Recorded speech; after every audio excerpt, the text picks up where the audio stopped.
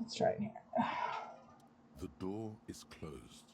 This door can only be opened with a key or from the...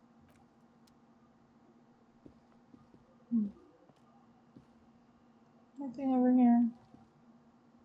This is the weekend edition of the satirical newspaper Trump the Monde. Do not. Okay. I am a little bit French. I took French every year in high school, but do not make fun of me for my pronunciations. I'm not good. I will put my heart and soul into trying to speak better, but I can barely speak English sometimes, so note that down. This is where the lyrics would be.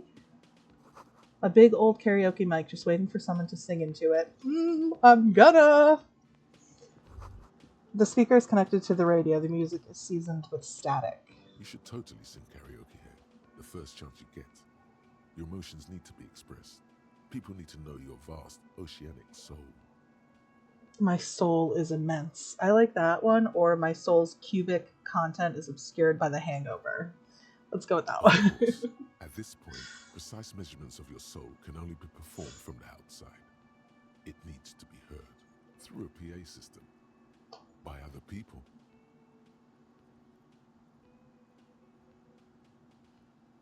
What should I sing when it comes down You to have it? not yet stumbled on the right lamentation, but it's out there. It'll come to you. You will wreak havoc with it. Don't worry.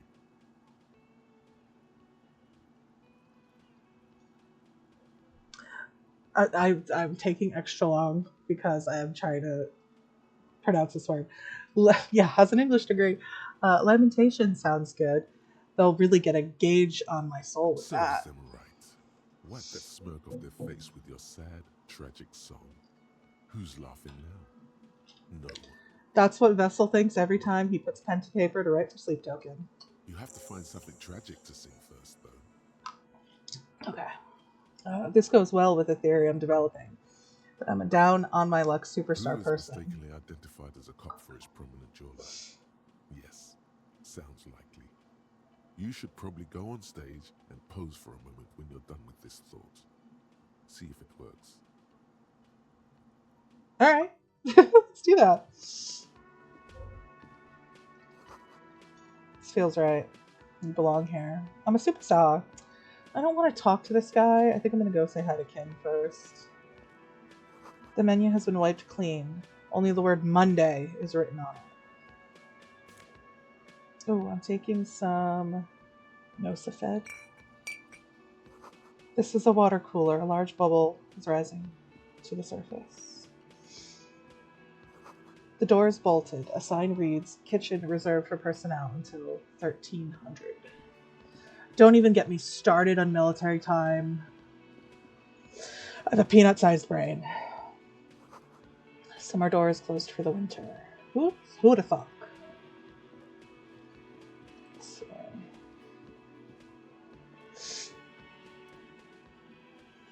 Oh, I have to read this one? Sleeping dock worker. A man is sleeping at the table wearing mud-caked boots and rolled-down overalls.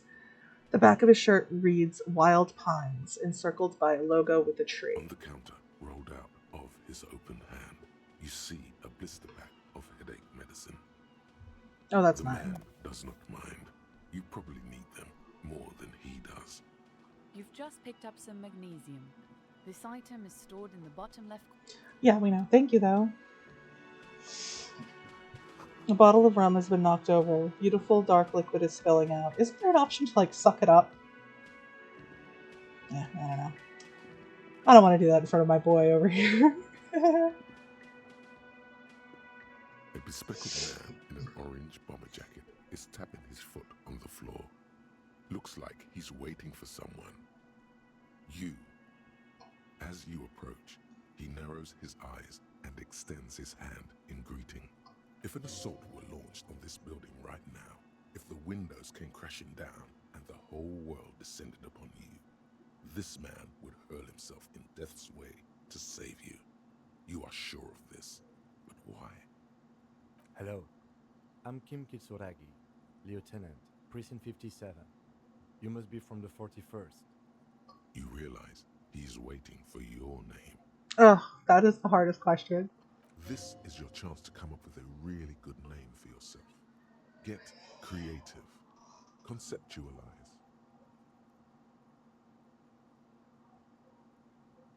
Even 58%. Let's go. Let's do it.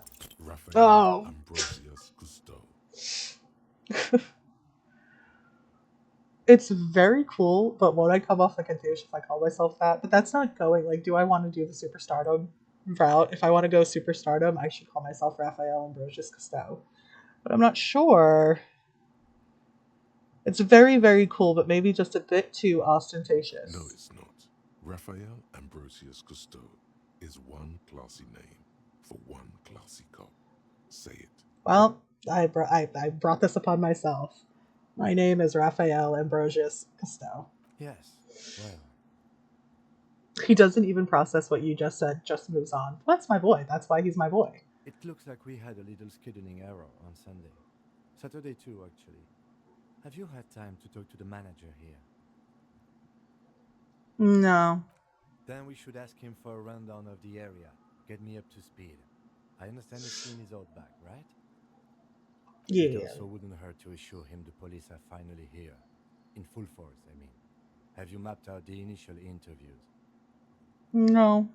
Okay, we'll have time for that after we take a look at the coroner's case. Have you removed the dead body from the tree? No. So, the body is still in the tree. Yep, all weekend. This is the first time you detect a weariness in the lieutenant's Oh, I got a voice. cough. Hold on. It is obvious he would have preferred for the body to no longer be in the tree. Where it has been hanging for 7 days straight. 7 We days. should go there as soon as we are done talking to the owner. Oh, 1000%. We're gonna get harassed by some children, though. Let's get going then. I'm not gonna look like an idiot in front of Mr. Cool Bomber Jacket. After you, officer. Thank If you're you. about to embark on an investigation, shouldn't you have a badge? Uh-oh. Wait, shouldn't I have a badge or something? Check your pockets. You mean you don't have a badge? It wasn't on me when I woke up. Losing your identification card is a serious matter. My vehicle has a shortwave. You can use it to report your badge missing. I advise you to try to locate it as quickly as possible.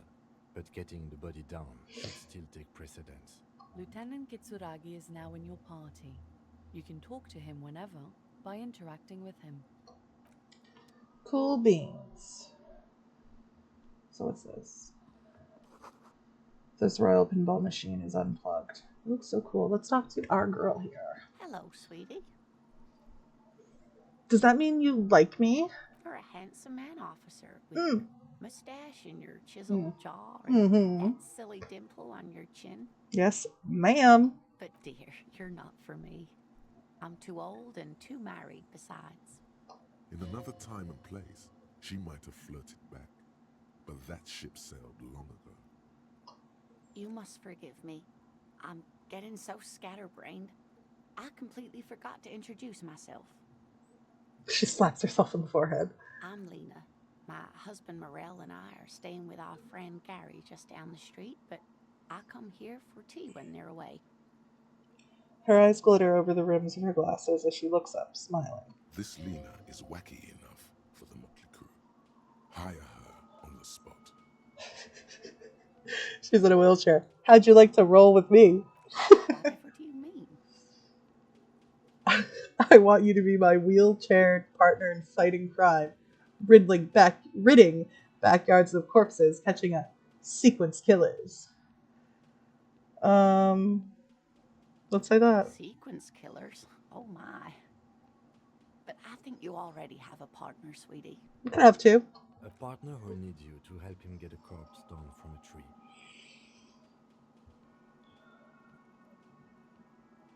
I know, but there are also side mysteries, sequence killers, and forays into the paranatural.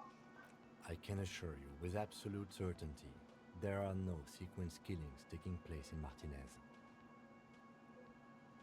Now, gentlemen, no need to squabble. I wouldn't be of much use to you anyway, sweetie. You're probably right. I really would like to help out, but I don't want to slow you down. If it weren't for all the stairs and potholes in Martinez, I'd join you for sure. All right, I gotta go now. Of course, dear. Good luck with your case.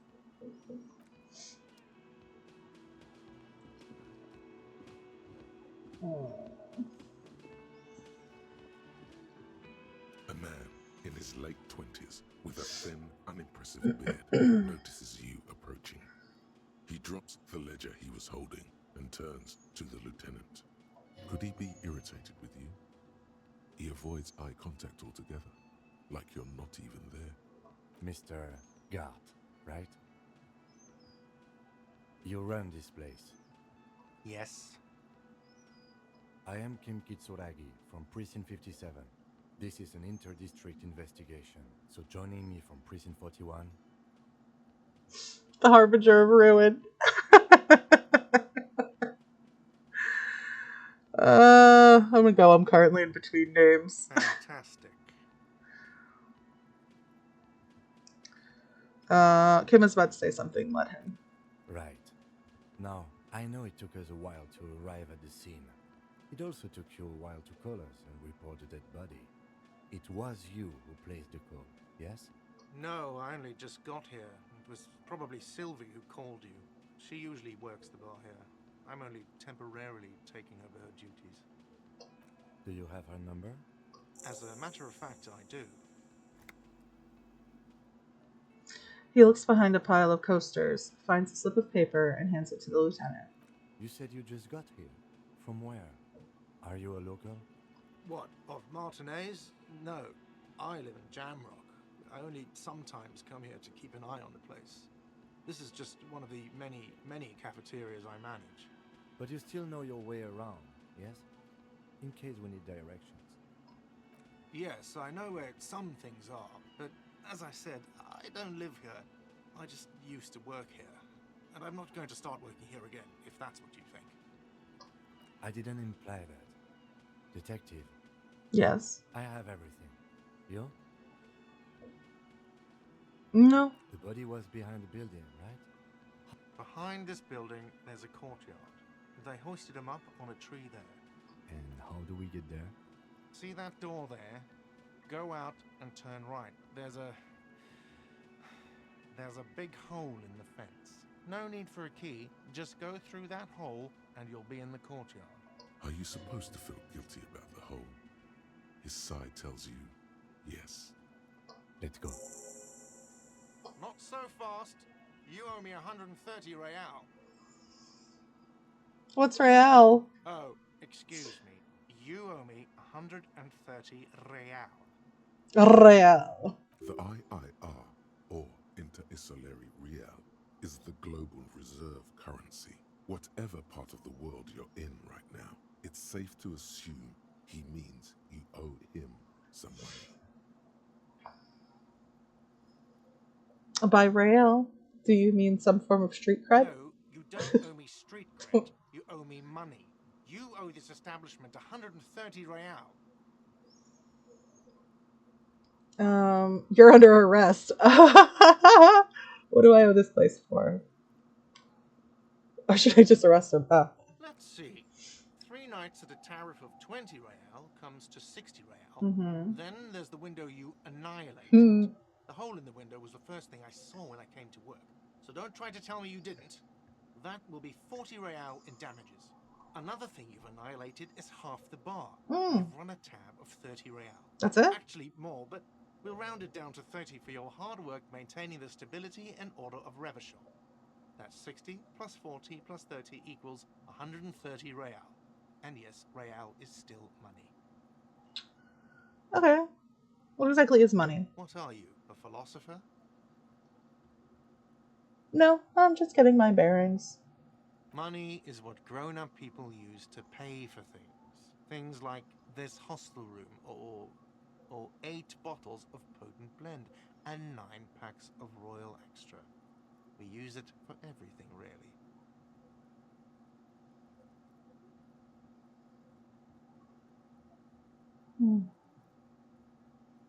Proceed and show him the coins you found. Is this money? Yes, it is.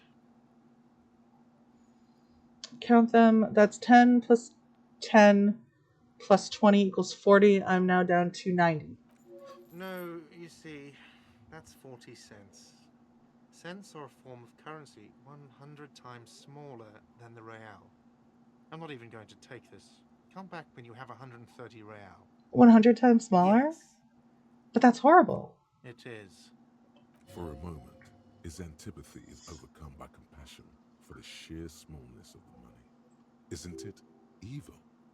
The order of magnitude between what is asked of a person and what they have. Darkness rides. It does, doesn't it? There's a shuffle of nylon as Lieutenant Kitsuragi looks for something in the pockets of his orange bomber. That's cop 4.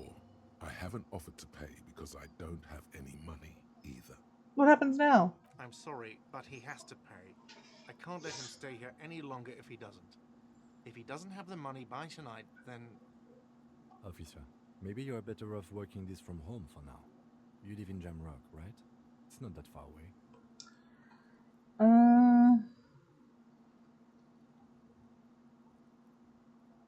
I don't remember where my home is. I'm sorry. Officer, you really need to take this up with your station. I have a shortwave radio in my car. Call them, ask for assistance.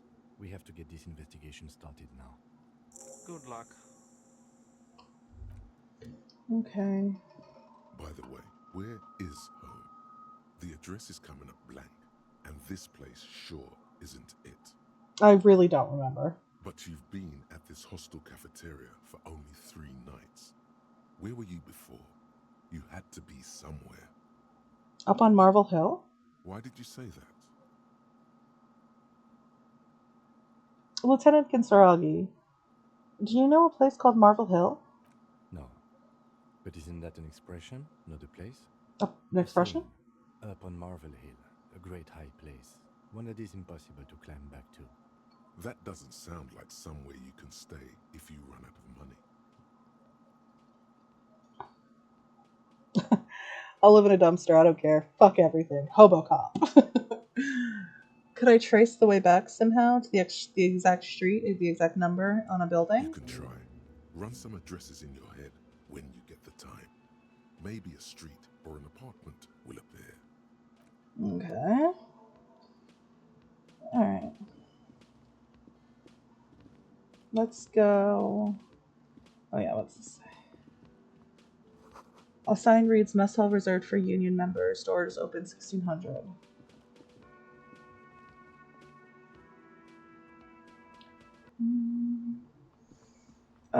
Let's do this first. Let's call my station. Before you stands a motor carriage. The bodywork is covered in blue and white livery, bearing the number 57. Vapor emanates from the large engine on the back of the vehicle. It hasn't had time to cool off yet. This must be the infernal machine that tore you from oblivion. Open the door. In the cabin, you are welcomed by a set of steering levers, a radio microphone on a hook, a pull-out toolbox under the seat, and the soft glow of the fuel preheater gauge. Pick up the radio. A frequency tableau lights up, and a green button labeled Prime Line glows like a feline eye. And then you hear something. The soft purr of electrical kittens, radio waves cast far and wide over the metropolis. A woman's voice greets you through the static. This is Precinct 57. Hello, Lieutenant. How may I assist you? Hello, Alice. Please assist our colleague from the 41st Precinct here. I'm putting him on. Hi, Alice. I'm gonna go professional. Hi, Alice. This is the officer from the 41st Precinct speaking. Nice to meet you. This is Officer Alice Demetri, Precinct 57. How may I assist you? Could you connect me to the 41st Precinct? I need something. I need to report. It's gonna be a shit show. Just a second, officer. They're gonna bully me. 10-2, 10-5. This is 41st. Come in. Over. A scrawny old man sits in a dusty cubicle, smoking. with a large white rectangle sewn on his vest. In front of him is a box-shaped apparatus with an array of wires and antennas. The radio switchboard. Hi, this is me here. I work at your station. 10-4, what's your status? Over. It's not good. 10-18, 10-20, over. Please talk human to me. These numbers mean nothing to me. State your message, sir. Over. I'm in dire need of financial assistance. 10-4, I hear you. I don't have the authority to grant your request, but... Is it him? What does he want? Oh boy. He says he needs money. Don't give that asshole anything. He's just gonna drink it all. Right. That's a negative on the additional funds, sir. Over.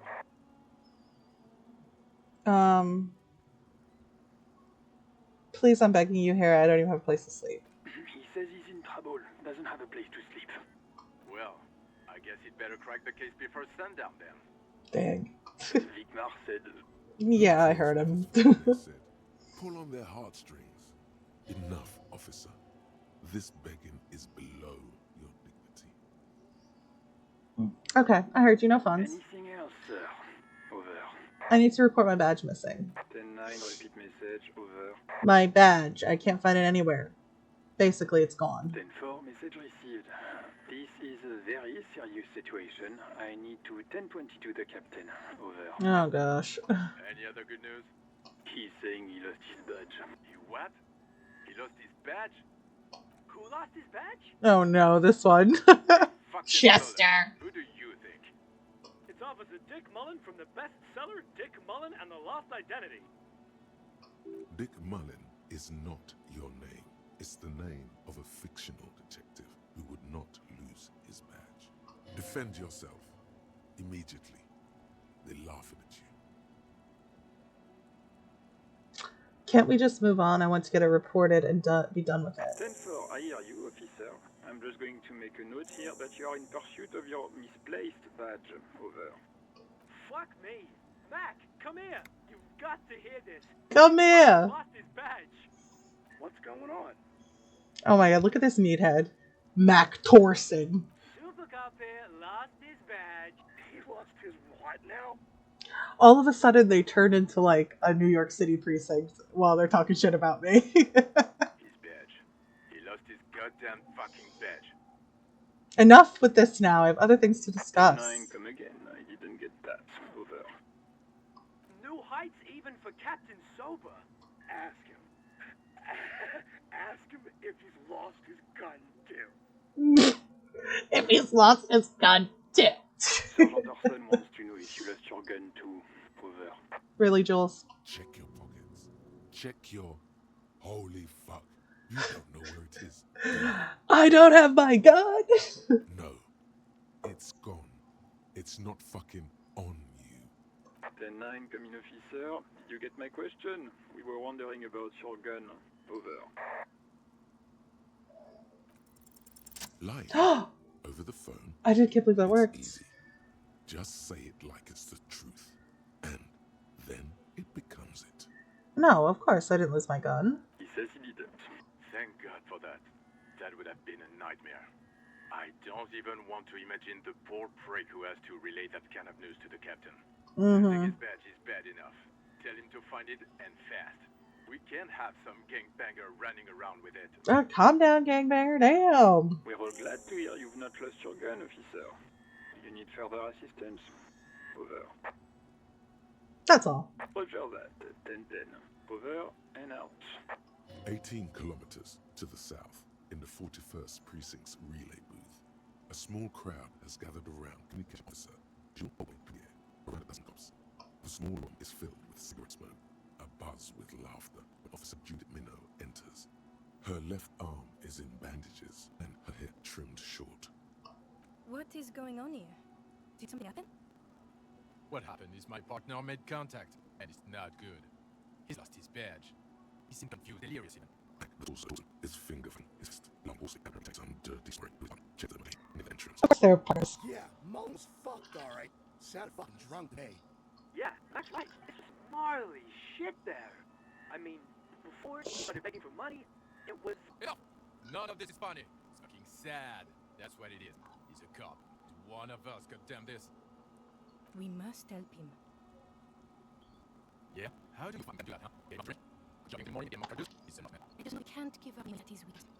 Oh. Mag, man the door. You know what he told me? I don't want to get better. I want to get worse. Those were his words.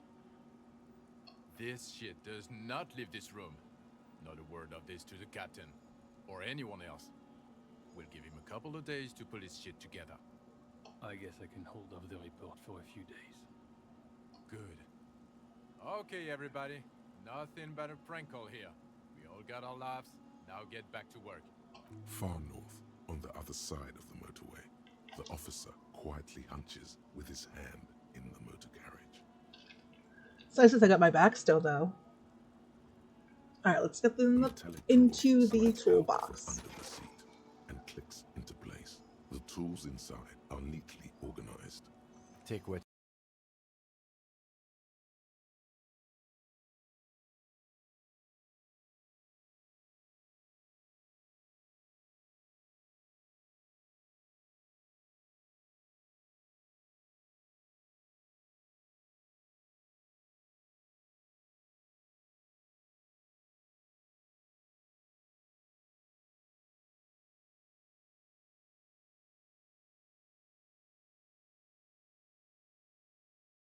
you need, officer. It's going to be a long case. I'm not protective of my tools, like some men are. He's clearly a little protective of his tools. But what can you do? Work is work. Alright, take the pry bar. Feels nice and cold in your hand. Heavier than you'd think. Chain cutters. The handles are long and sleek. Snap, snap, go the cutters in your hand. And the flashlight. It's robust, weatherproof, and well made. Police issue, blue. Lets you see things in the dark you would otherwise miss. The pull-out toolbox slides back into its nest. Preheater gauge casts a warm glow on the steering levers and the radio on its hook. Run your fingers over one of the steering levers. The white suede feels luxurious under the touch, and the metal clutch handle so very familiar in your palm. Tap on the fuel preheater gauge. As you tap on the gauge, the indicator pin jerks as if startled. It's in the large orange sector, indicating the engine is warm. Next to the gauge is a red switch labeled heat. There's no use pressing the heat button. It won't start without the ignition key. Translation: we're not going anywhere right now. Alternative translation: don't even think you can drive my MC. Let's ask him, what is this machine? This is the Caprice Kinema, my motor carriage. You can use the toolbox and the radio if you'd like. Motor carriage, motor carriage. Something bad with a motor carriage. A dark lump rises in your throat. Do all policemen in the RCM have such cool motor carriages? The Caprice motorcar does provide most of our patrol vehicles, yes. What is this sinking feeling I have with the words motor carriage? Nothing, nothing. It's probably nothing. Forget I brought it up. Please proceed with the carefree lollygagging. This must be what woke me up when you arrived in Martinez, the infernal noise. Yes, sorry about that. The Caprice Kinema does have a rather distinctive engine sound. He says it with very badly concealed pride. Alright. We're not going to ask him to drive around somewhere because we have a body. Steering levers, a radio on a hook, a pull-out. Okay, I'm just going to close the door. Alright. That was painful. Let's just run to the back here. What's it say? Rue de Saint just oh my god, cut it! Cut it! Alright. Kudo doesn't fucking care! Here we go. This kid's ladders were even still climbable. The ladders for kids. It wouldn't hold the weight of a grown man. The corpse looks at you with bulging white eyes. The face around them does not look human. It's swollen and ready to burst. His lips are fish-like and his tongue like a ball gag in his mouth. You seem to be holding your breath. Look down. A cargo belt twists his neck at an unnatural angle. The body below appears stiff. It's letting out an ungodly rot. The smell seeps in even through your clenched nostrils. God, what is that? Why is it so bad? Active decay. It's okay to throw up, officer. No one is judging. He's about to blow! Cock's gonna blow, Kuno!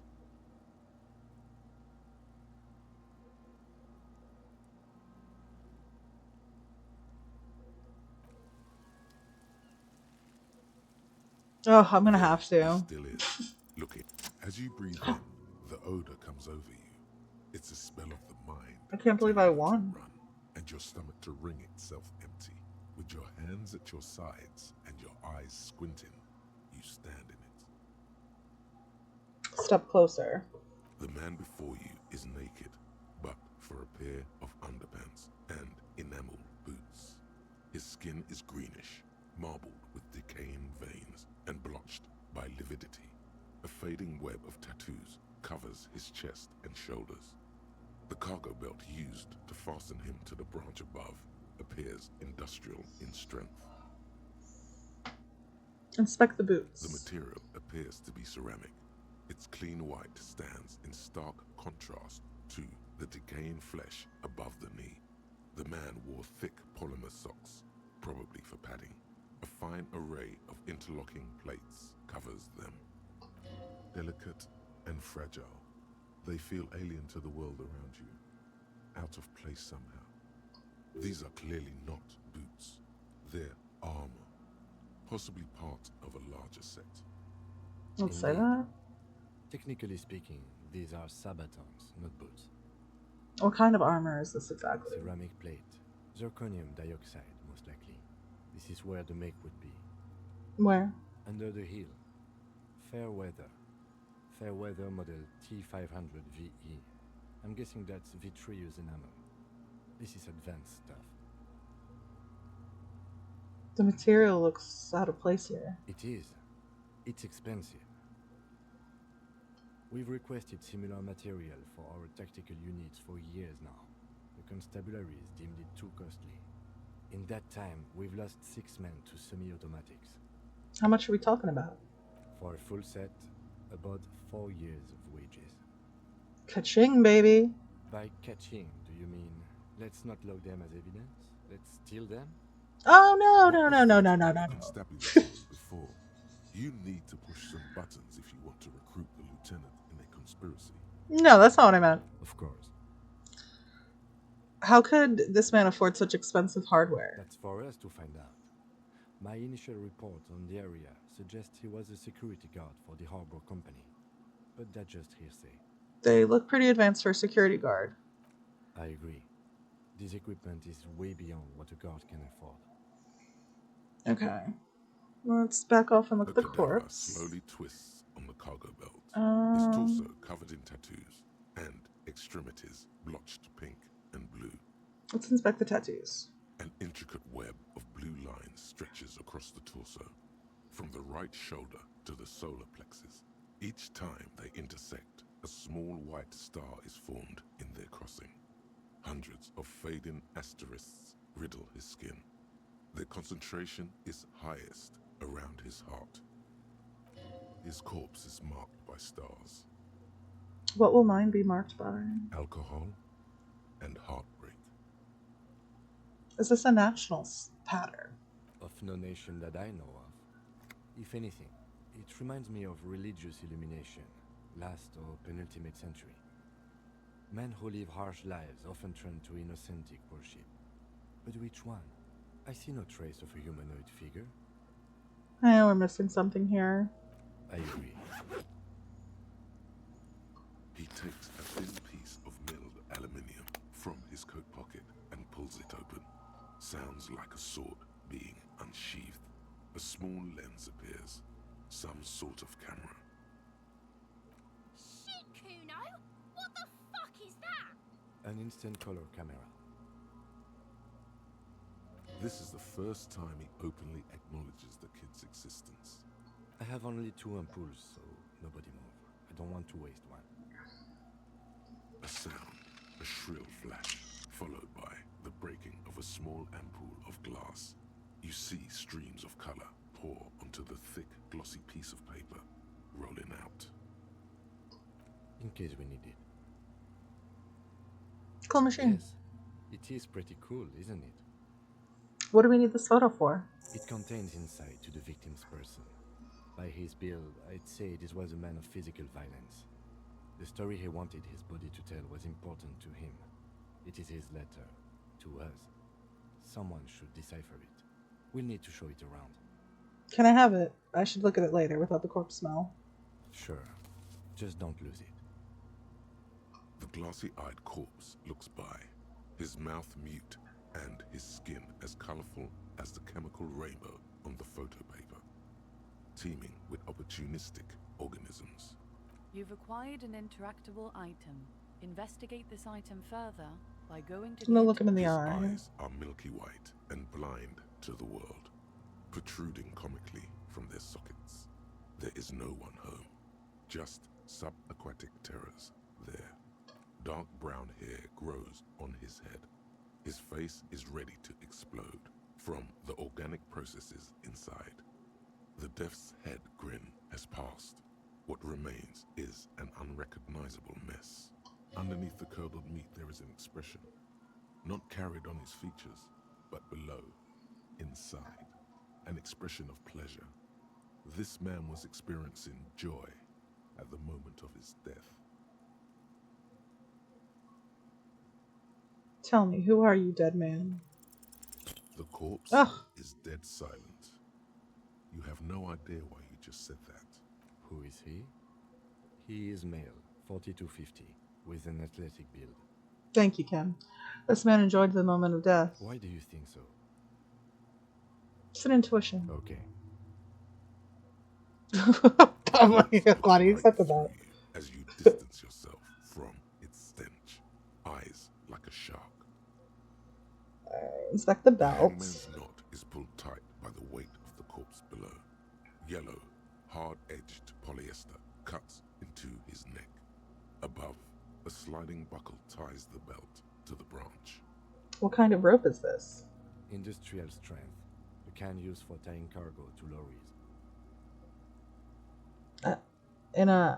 I can't come up with anything other than a harbor.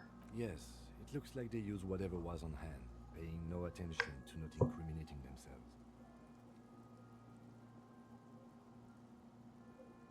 How did they even get him up there? A noose is one of those things that's easier to use one way around. Did they climb up using the kid's ladder? That ladder can't carry a grown man. I didn't see any splintering either, did you? I think they lassoed the branch, then pulled on the belt to close the buckle.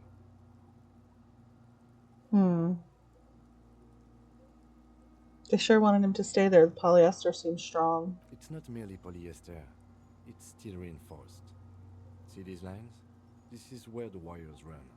I see rabbits for more than 20 strands. This makes getting him down much more problematic than I had assumed. Alright, back off. The cadaver hangs from the cargo belt, limbs limp and torso covered in tattoos. Squint and take a step back. As you narrow your eyes, the monster before you blurs into a violent mess of green and pink. Only the lower extremities are pink with a dash of blue. His fatted hands, thighs, and his neck, just above the noose. The rest of the corpse appears dark green in the cold spring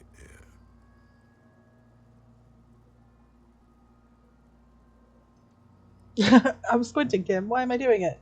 How should I know why you are squinting, officer?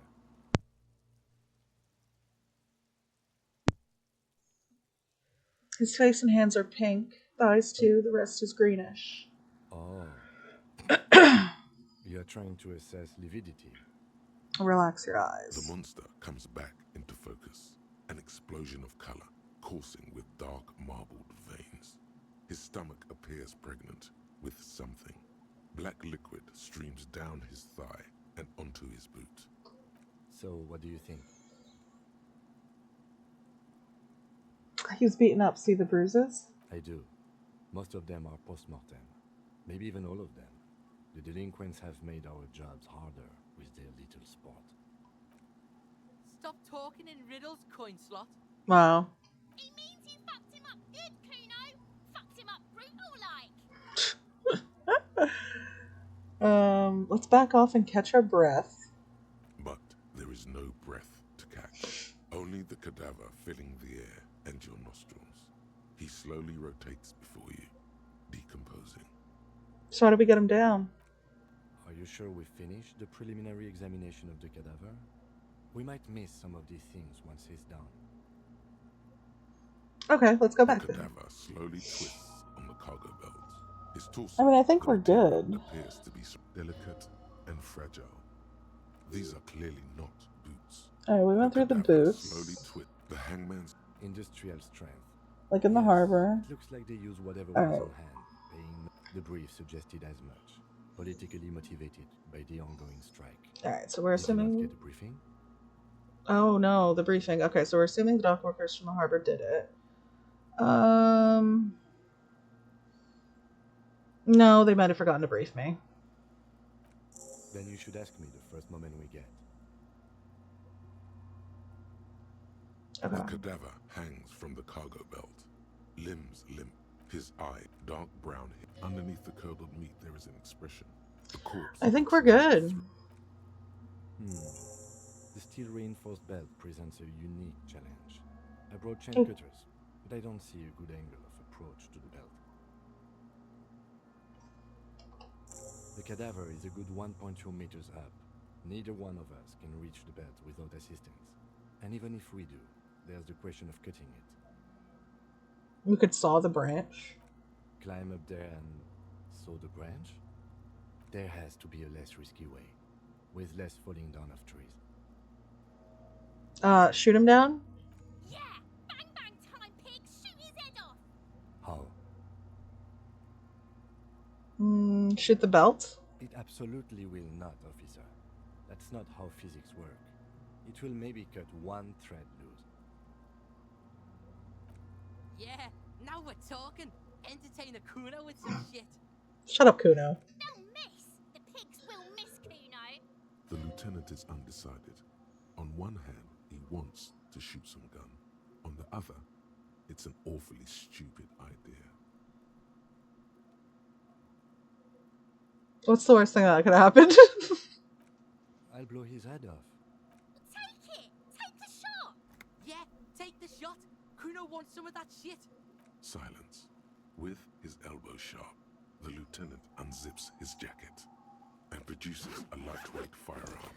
He drops a paper cartridge in the barrel, separates the scouring stick, and gives the cartridge 5 tucks. You got this, Kim. We got this. Come on. He steps back and assumes the fellow's desk position, taking aim. The corner of his eye twitches. His finger is on the trigger. He's gonna fucking miss! The kid's voice is drowned in a shrill blast that echoes off the walls of the surrounding tenements. A cloud of smoke slowly parts in the air as the lieutenant steps back and says to himself, God damn it. He feels bad about it. About his eyes mostly. Just having bad eyesight. Probably from a young age. Whatever you do, do not console him. Fucking idiot! Mookaba asshole! Kuno could have hit it easy, but then Kuno's not fucking handicapped, is he? Oh my god. I have to say, it's beginning to look unlikely we can get him down without assistance. Maybe that's help from the I harbor. was really hoping we wouldn't. The Union appeared to be suspect in this case. It seems like a dangerous route to go down. Okay. But what other options? The corpse twists on the belt, like chicken on a skewer. I'm gonna try. It's bad as it is. Us shooting firearms like punks. Go ahead. I'm not stopping you. Just don't lose it. They only have one gun!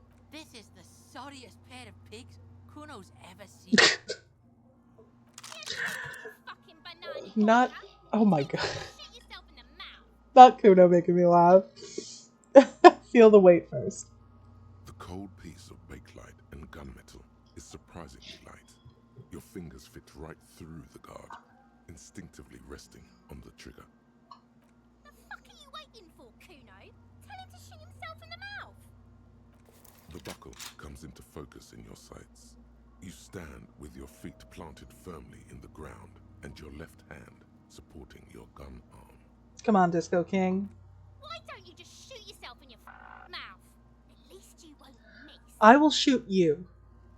Okay? This isn't mere boundary pushing. There is a true suicidal rage in the kid. Oh my gosh. It's one of the options with the gun. Alright, let's close our left eye. Your field of view narrows. The branch slowly moves, becoming entirely two-dimensional. The metal buckle glimmers, catching the morning light as the corpse slowly rotates.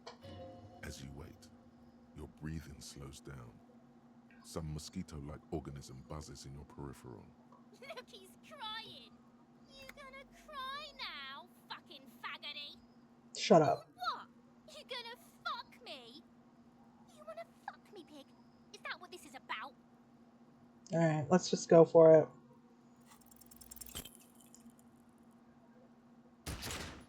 Oh, god damn it. A plume of smoke erupts from the barrel. Your hand goes numb from the explosion. With your ears still ringing, you lower the weapon to see what happened. You missed the belt, but hit the corpse straight in the chest. Bits of ribcage protrude from the skin. No blood, only a murky sludge dripping down his belly. The sudden stink makes your eyes water. Ugh. Oh my god, he's gonna fucking cry. I knew it. What a molko. Are you? Because it sort of feels like you are. Please don't cry. Alright, give the gun back. Try something else. Okay. Oh my god, what a fucking boring cop. Listen. Nice shot, though. Fucked him up good. Thanks, Kuno. Actually, it was... Ah! Kuno just said that because he felt sorry for you, pig. It's not your fault you can't shoot. It's your pig hands. Oh, well, thanks. Pigs don't have hands. They have, like, fucking hooves or something. Kuno has hands. Kuno can shoot that shit down for you. Lieutenant, we should entrust Kuno with your service weapon. He says he can shoot it down. That's preposterous. We're not giving you the gun, kid. That's preposterous. What are you, a fucking earl? We still need to get him down somehow. But how? The way I didn't want us to. By asking the harbor.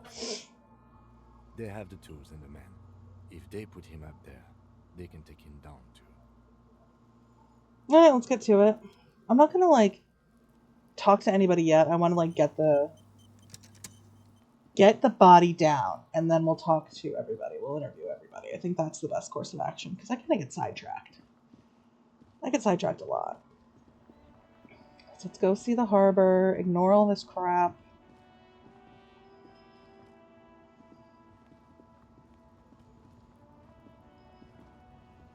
Let's see if I can find a bag, though.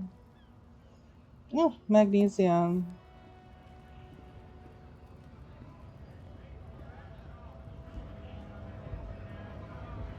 Oh, let's talk to this guy, though. Scab? Fallen down, shredded. Well, I'm not a scab, I'm a cop. I was just messing with you. No one's ever seen a cop scab. Imagine, you cops going on a strike, but then another cop comes in and says, let us cop for less money. Speaking of, what brings the RCM here? To the Wild North? Come to see the strife? I've come to Martinez investigating a murder. Murder, huh? That sounds like a lot of hard work. You'd never see me investigating a murder. Maybe you can help me solve it by telling me who did it. Of course, Policia. It wasn't me. You can rule me out. Easier that way. Should we? He's nice. I don't like nice. I like him. He didn't do it. It's the truth. I'm looking for assistance with a dead body situation. Body still hanging in the tree? Hey, that's a rough pickle. Can't help you with that, sorry. Eh. I'm not really an admirer of dead bodies. Might be someone else from the Union can render assistance. Does this mean you can let me through the gate? I don't operate in that capacity. I'm not a granter of passage. The passage grants itself. Beneath the jolliness, he suddenly seems doubtful. That simple? Just walk in? Aye. Walk right past Measurehead and go in. Past Measurehead? Yeah, the 2.5-meter tall Semini supremacist there. Walk right past him. Right. Then press the button to unlock the door. Okay. Then go past him again. Okay. And you enter the arbor through the office. Está. For some reason, it doesn't seem like it's going to be that easy. Don't worry, I'm sure it's not completely impossible. For example, you could best Measurehead in a physical confrontation. Or you could convert to a Semini supremacist worldview. Or, maybe it actually is completely impossible. Has anyone here ever bested him in a physical confrontation? Not yet, no. He's incredibly strong. Got it. Another thing. Sure. What's the strike about? You know, serious business. I'm sure the big boss will be glad to tell you. You'll have to ask him first. He's a chatty guy. Wants to talk about the strike. Return once you've met the Union boss and are on a better footing with the organization. Alright, I'm not gonna ask him for money, that seems bad. So let's get moving. Let's see. A notice. In case of strike, press button behind guard. Thank you. A hermetically sealed door locked by electronic means. Oh, this is like the worst part ever. It's gonna take everything inside of me not to skip this whole dialogue. Your body betrays your degeneracy.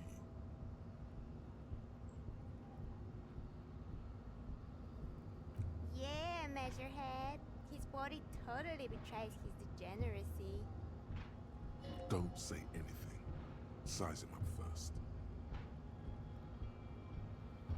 Say nothing. Size him up first. Are you admiring my morphophysiology? It must be frightening to stand in the shadow of this racial pinnacle. Be calm, Sandwich. You are not in danger because you are not a threat to me. I love being called ham sandwich though. Like that's great.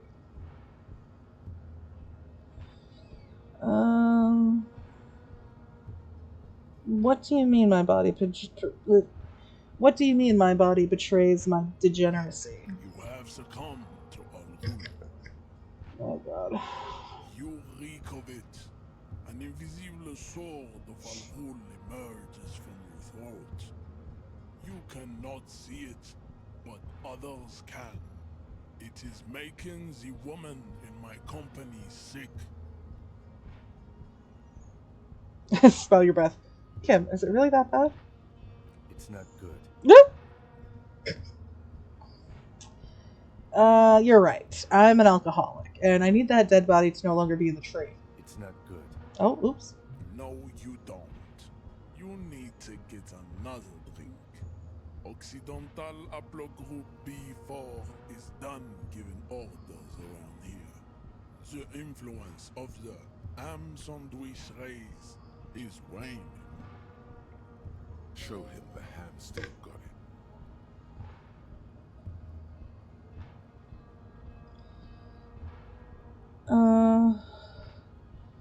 Actually, I think the ham sandwich race still has it in them.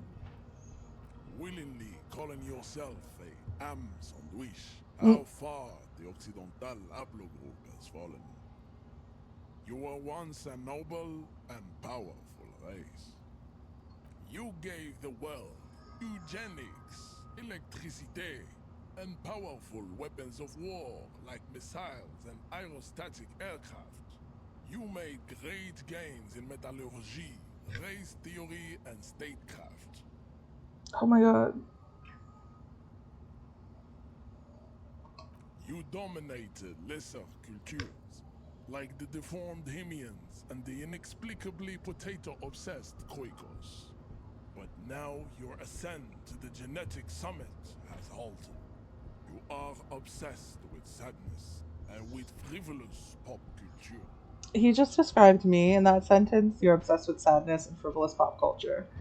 You don't have to come for me. You will be superseded. Isn't that right, babe? It is, baby, yeah. You know it. You're right about all this. Now I need you to help me to get the corpse down from the tree. Enough with this begging. You should leave the stage of history with dignity by inviting the other races to a great world war. What, a huge race war? Bring your troops to the Seminine Islands and to Boogie Street, and we will pulverize you. When you are gone, we will build a museum for you. The walls will be lined with bottles of Al Ghul, your beloved beverage. Inside, we will store the odes to homosexuality you call art, and your microcephalic skulls.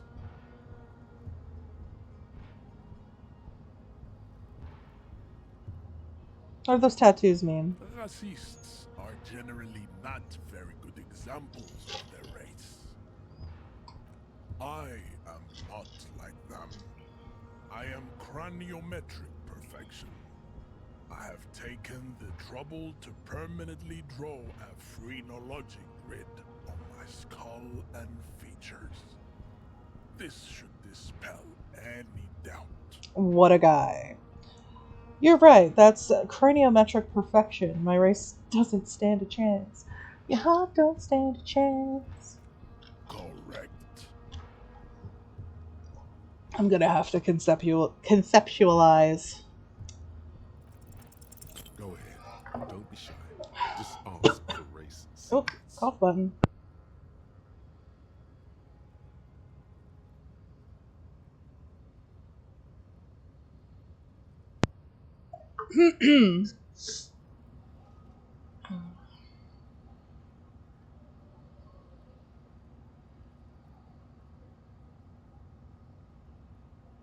I need some of that rice stuff in my brain. Suck it to me. Inane popular culture lingo. It is intellectually uninteresting to suck anything to an infant such as you. I'm a baby. I have no money. I'm an infant. So he just refused. Okay, you serve the union, don't you? Aren't they white? Don't be vulgar. White or not has got little to do with this. The race enigma runs much deeper than that. There must be some friction there. He's keeping it well hidden, however.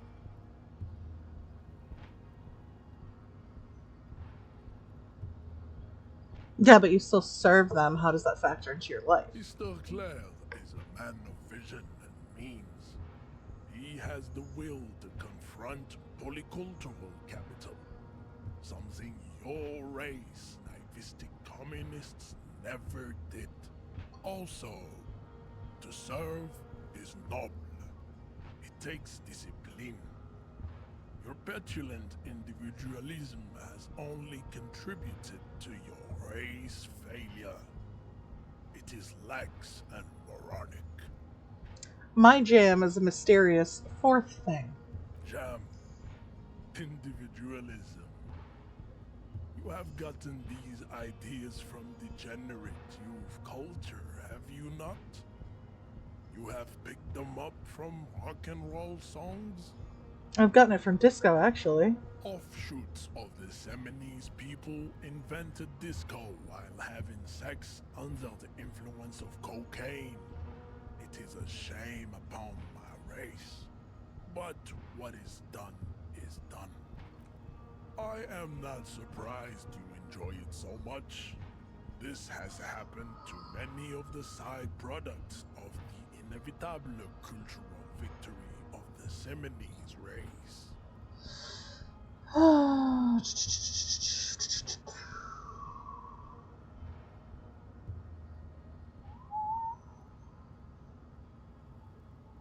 Could you take the body yourself down, please? What you need is to come to terms with extinction and never getting that dead body down from the tree. Kim, what do you think about this? I don't think anything about this. We are wasting our time having this conversation.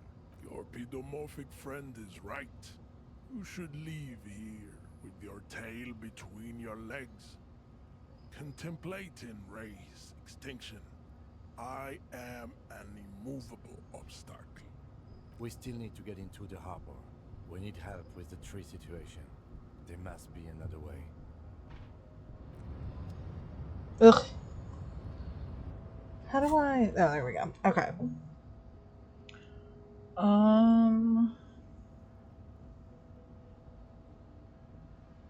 Let's look at this quick. An intricate web of blue lines stretches across the torso of the hanged man, from the right shoulder to the solar plexus. Each time the lines intersect, a small white star is formed in their crossing. Hundreds of fading asterisks riddle his skin. Their concentration is highest around his heart. The pattern still kind of has an ethnic feel to it, but nothing familiar. Who are you? Gone. What's the meaning of this tattoo? For you to discover. You've gotten as far as you will without assistance. Someone close to the victim might know. Okay, put the gloves away. Put the gloves away. Put the photo away.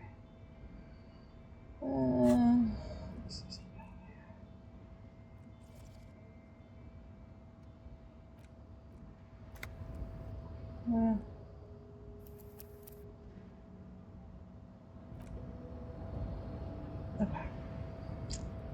Oh, now I can see this. Alright.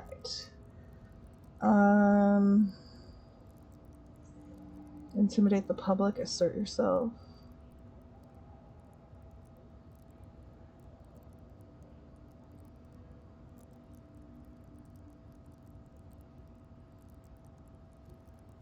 I'm gonna put another one into empathy. I don't know why I'm stuck on it.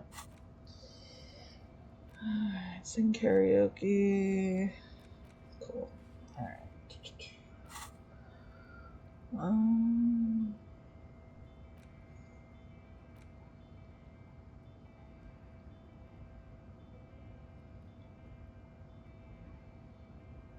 Let's rewind. Let's trace your drunken steps back home. Jump across the race channel bridge southwest of here. Fall over. Get up. Get off the asphalt in 20 minutes. Shuffle your feet through courtyards, scaring little children. Go under the great raised motor track, the 881, until you reach Le Domaine Eminent in North Jamrock. The streets are frozen this time of year, caked with ice. Walk down Main to Perdition.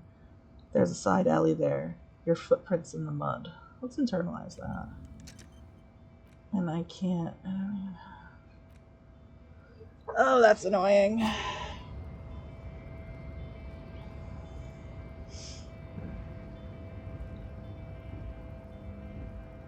We didn't really get anything there. Harry, please. Sometimes I can't control this man. It says GRIH, the Greater Revachol Industrial Harbor. Alright. Let's see. He looks big enough to fight, what's his name? We have a right to work. What's going on?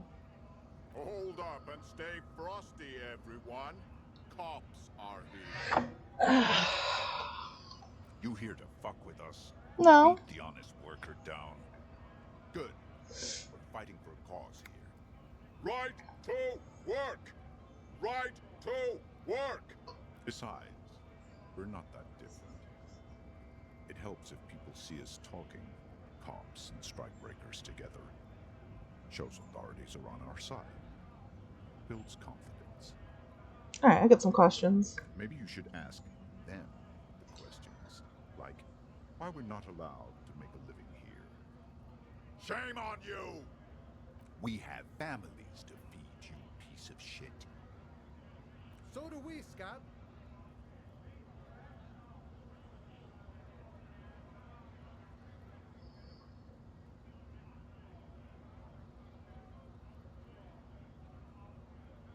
Who are all these strike breakers? Honest men and women with rights to work, to be useful, not toys for corporate interests. We came here to help the harbor run smoothly in time of crisis. If union fucks don't want work, they ought to let in those who do want work. I have a question. Why do all these men follow your leadership? You think they follow because I'm big and loud? No.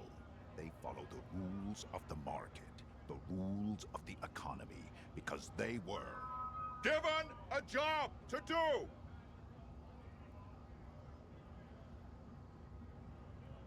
What exactly is your goal? We were promised work. We'd be in there, working, if the bastards hadn't shut the gates. And you're unable to breach the entrance. Main gate's locked. Would take heavy ordnance to bust it open. Could try to get in through the secretary's office. Door's locked. The guard's blocking the way to the access panel. And I don't mean the scrawny mess punk either. I mean head measurer. Or whatever he is. Head measurer. Yeah. That giant up there on the bridge you talked to. Head measurer. Won't let the workers by. The access panel is right behind him. You seem capable. Bad. Standing on a narrow bridge, he's got a strategically advantageous position. And he's trained. I don't know how the Union has a trained killer up there. But that one's no joke. And my men are tired and hungry. They're workers, not fighters. Have you considered storming in? Why don't you go arrest them instead? I'm sure they've done plenty of criminal shit. They have that look. That look. It would be better for the neighborhood if you went home, at least for now, if you can't get in anyway. No! They will give up eventually. Or get drunk. Leave the button unguarded. Then we charge. You don't have any Before you ideas. get in there and get your ass whooped. Learn by failure, I always say. He might have some advice, but you got to at least try to fight Measurehead first. Return if you fail. Huh. Let's go try to hit him. Gave you a good idea, kid. Let's go try to have him. Let's have him beat me up.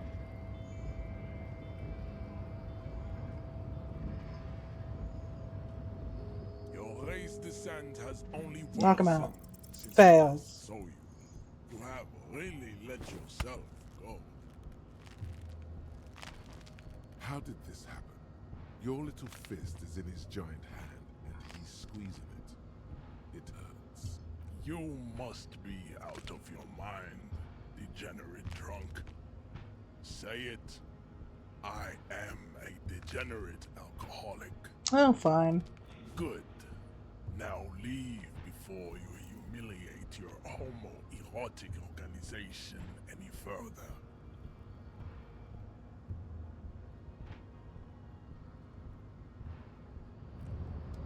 Hold on a second. Let me go back. This is the only time I'm not save scumming, I'm not doing anything. So let's instead put it into conceptualization and see. Your race descent has only worsened since I last saw you. You have Alright. really How about now? Ask what kind of races there are first. Classification is core to this stuff. Do you? Whisper. This is for the thing. The lieutenant looks toward the harbor's electronic door, and then to you. He lets out an audible sigh. You are obviously a liberal, Sailorite. A polyculturalist.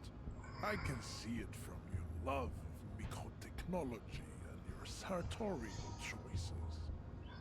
Do not deny your friend the truth you have denied yourself. There are 3 categories of race. Type A, the heroic races. Type B, the servile races. And the vile CF race cauldron of pederasty. Which one do you need education? Well, CF sounds fun. I knew you would go straight for the vile cauldron. Everyone does. You need to first learn about and Okay. Yeah, I mean, otherwise, it just won't make any sense. Yes, it would seem nonsensical. Alright, type A. Those are the Simonese, the Areopagite, and the Occidentals, excluding the Mao. I'm skipping all this. I can't do it. The other overproduction, as proven by the Maun and the Mesk, Occident, the land. Nature was not. Tip to an pink, the Koiko, the Vashon. Is it 82,000 years that we've been recording history? You have very little idea of what is happening, but that seems a little off. Enough of tip. Okay. Listen, the mosquito is born. Then there is this. That is understandable. Where there you understand nothing. To solve the great race enigma, you need to internalize what you have. I cannot possibly. Great. Now we can internalize advanced race theory. Perfect. Let's get that going. Can we do 2? Yeah, okay. I'm gonna do both. -1 drama.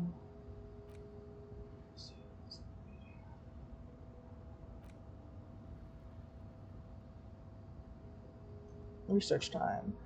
1 hour, 6 hours. Okay. Find smokes and smoke them. Oh my goodness. Alright, thanks, Bubbles.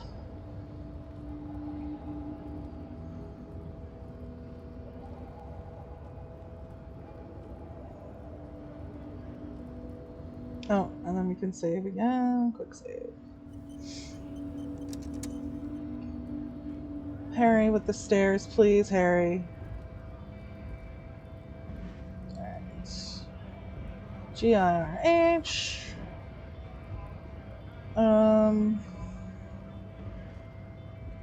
I'm gonna quickly speed through this. You here to fuck with us? Be good. Besides. Oh, wait. I'm sorry. Right to. Maybe you should. We have. So do we, Scott. Honest, we came. I have a quick. You think they follow because I'm big and loud? No. They followed. We were promised work. We'd be main gates.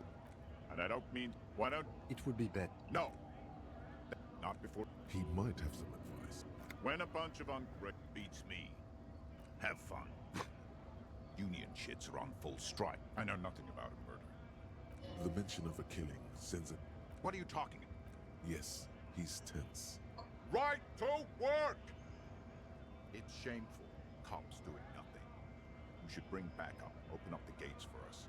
Blockading gainful employment for work. We are not picking a side in Pity. You've been talking to him for quite a while. Something is off with this guy.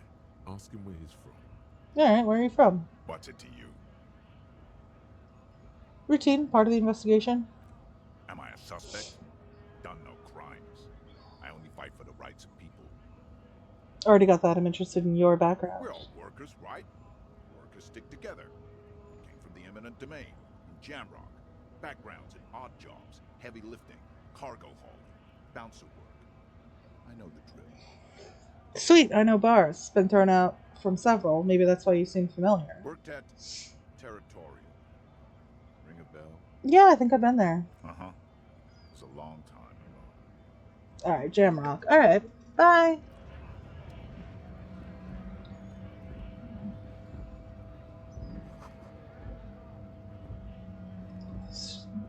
booze.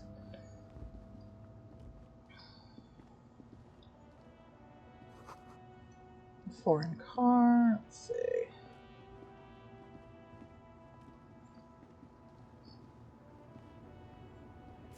Yeah, wow.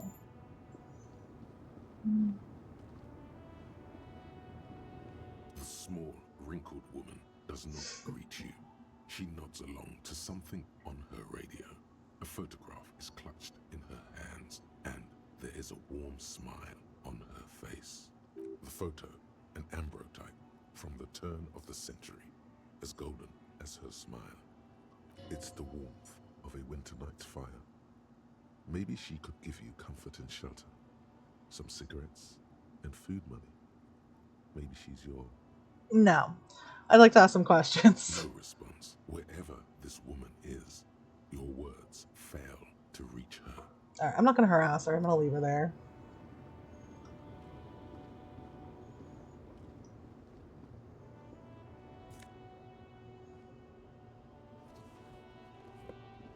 Physical instrument. Ruins full of snow. +1 conceptualization. +1 physical instrument. We can only wear one. Okay, I'm not gonna wear that. Okay. Gosh, that freaking measurehead stuff is so long and just dusty and boring. I can't. Like, honestly.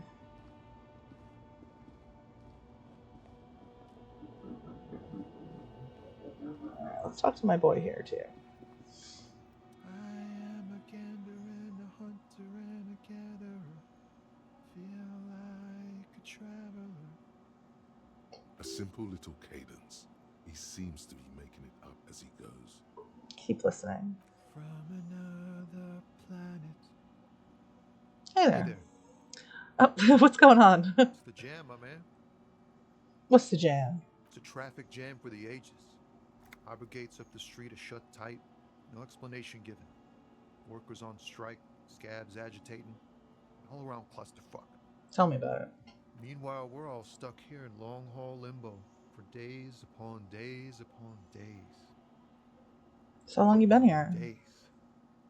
Feels like forever. Like I was born on this here roundabout and this was all I ever knew. Just me and the metal and the tires, the oil and the fumes of mazout.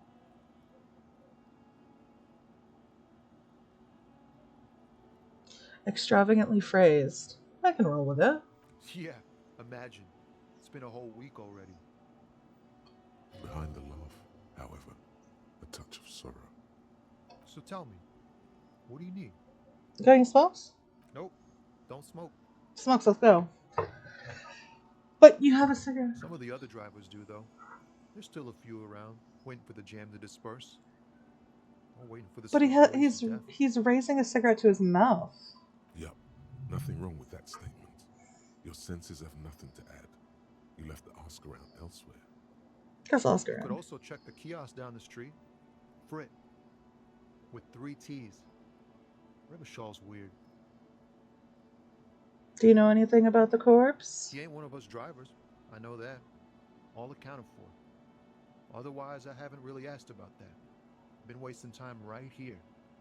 Keep him busy. It's easy to see he's telling the truth. He's kept his nose out of the dark stuff. Busy with what? Analyzing the fundamental structural and psychological conditions of being stranded in the midst of a sea of motor lorries and their sad, despondent chauffeurs. And your conclusion? A sense of surprise there ain't more bodies hanging from more trees. Damn. What you hauling? Oh, high-grade narcotics, illegal firearms, stuff like that. Time to arrest him. Okay, what are you actually hauling? Can't even get a few jokes past you, my man. I've got another haul of found cargo. Mostly sporting goods, tracksuits, and that kind of thing. They usually get shipped to Grodd and the Occident. Though we've been making headway in the Il Moran market lately. Could I get one of the tracksuits? We're pals and all, but I can't just freely hand out the merchandise. The bosses won't be happy. Alright. The man taps his fingers rhythmically against his arm. Anything else about the strike? It's like whatever's going on over at the docks. Workers got a blockade set up, making demands, no way in or out. What's the union demanding? Some pretty wild stuff, I hear. Like a giant new power crane in half the company? Forget what exactly. Good on them, I guess. I've heard talk there's a company rep in town, too. Like a strike negotiator type. They'd know what's up. Precise demands and so on. Ah, yes, from the Wild Pines. We'll meet her soon enough, I'm sure. Anything else I should know? Yeah, this ain't really my area of expertise. I just do my job and get paid. I have things to do and places to be. All of us do. Hold on one second.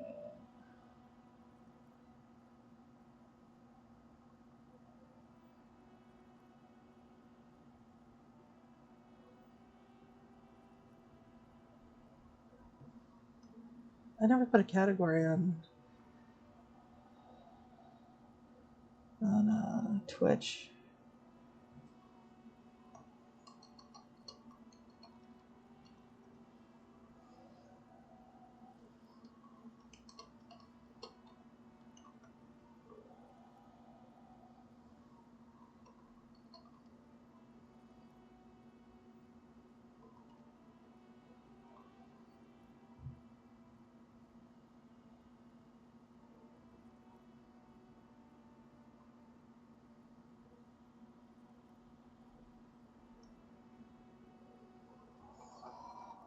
There we go. Us lorry drivers, camionneurs, you still hang around here waiting for this mess to end. Most have scurried off somewhere to get drunk or high. Or laid. Not that I blame them, really. Not you? Not my thing. Chasing transient pleasures is a drag these days. I prefer the examined life now. Thinking, reflecting, observing. What's better than chasing transient pleasures? The more transient, the better. When one's ended, you can get onto the next one. Electrochemistry and me, we're like two peas in a pod, I tell you. It's not good. Okay. I'm good for now. I love him. I love the voice actor. I gotta find out who's his voice actor. Oh, okay, it's tab to highlight. Okay, let's see. A heap of snow melts in this wheelbarrow. Pigs go home. The street name is illegible. The street sign reads, "Fuck the police." The RCM in Martinez. What can I help you with? I have some questions. Of course. What can I help you with? Who are you? Me? I am just a gardener. Good to meet you, just a gardener. Another question, I am then. pleased to meet you too, officer. What is this fuck the police Excuse business? me? She's uncomfortable. Maybe you should drop this line of questioning. Point to the street sign. Oh. Well, I didn't write it there. I'm just sitting here. Alright, didn't mean to startle you. Okay. We need directions. Is the street signs messed up? Okay. What do you need? What is north? There's the pier, the Cape Side apartment buildings, some more tenements. Not a lot, really. In the east? The harbor gates. Some kind of commotion, I think. I don't follow the local politics. A fleet store, too. And the south? Some shops and a bridge. The canal bridge leads to the coast, but it's broken, I think. Some kind of accident, probably. And the other side of the canal? Just coast. There's a little fishing village there, and a fish market. But that got closed down ages ago. And what's in the west? It's just water. No, actually, I think they call it the Martinez Inlet. There are some islands in the bay, but they're hard to reach. And where am I? What do you mean? I'm disoriented. Yes, sir. District of Martinez. Yeah. He knows where we are. He just wants directions. Okay. That's all. No problem. Of course. I won't hold you back. Her gloves. You get the feeling that you need them. You have a dead body to deal with after all. Can I borrow your gloves? I won't return them. Sure. Keep them. I have another pair. Wow. That would never work. That only works in Revachol. Gloves. Okay. Interfacing. Cool. Who else are we going to talk to? Who else are we going to talk to?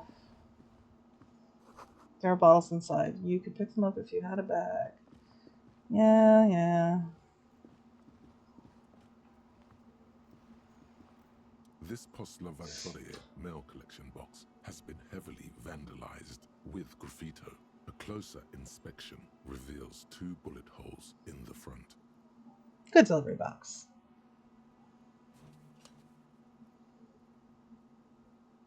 The box seems happy.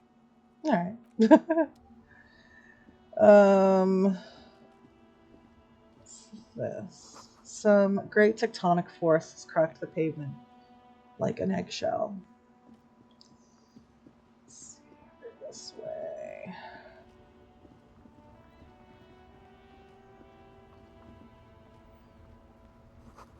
An ancient fountain doesn't pump water anymore. There's a tree in it. Tire tracks leading onto the roof. The slush and rain has almost washed them off. Let's talk to these old geezers. Life doesn't need to be a struggle. I'll be with you in a moment, officer. Let me just finish my sandwich. Talk to Angry Hog René first. Okay. Have you no shame? Whining about your back every time you bring out the measuring tape. René, you're a man with a fork in a world of soup. Please, let's just try to enjoy the game, alright? I'm trying to, but you keep breaking my concentration. Mm. You're old. I can see that. We're both old. Now stop grabbing your ass like it's a girl. These manly men are manly men. balls. This is a ball game. Grab a ball and play it. Don't ask questions. Shoot first. Ask questions never. No, we're gonna ask what the game is first. No, you got this. There's the ball. You're the game. Better observe them first. See? Your munching and complaining have ruined my concentration. The man throws a metal ball towards a smaller wooden ball in the sand, missing it by a meter. Ah, mon Dieu. The pain in my back is unbearable. I can't even say if it's in my back or hip anymore. Feels like it's in both. I hope you pass out from it, you goddamn jellyfish. Mhm. Men like you are the reason this nation is sinking. Oh my goodness. Trying to throw something as close to a predetermined point as possible. Measuring. This must be the age-old game of petanque. Petanque. Shush. Ignore them. They don't know what they're doing. They're old. You are letting down yourself and the team. Get in the damn game already. Wait, what team? Doesn't matter what team. Pick a team. Any team. The blue team. You're letting them down. Get in the game and throw the goddamn ball. Why are you so mean to me? Eyes on the ball, Dinky Winky. Dinky Winky!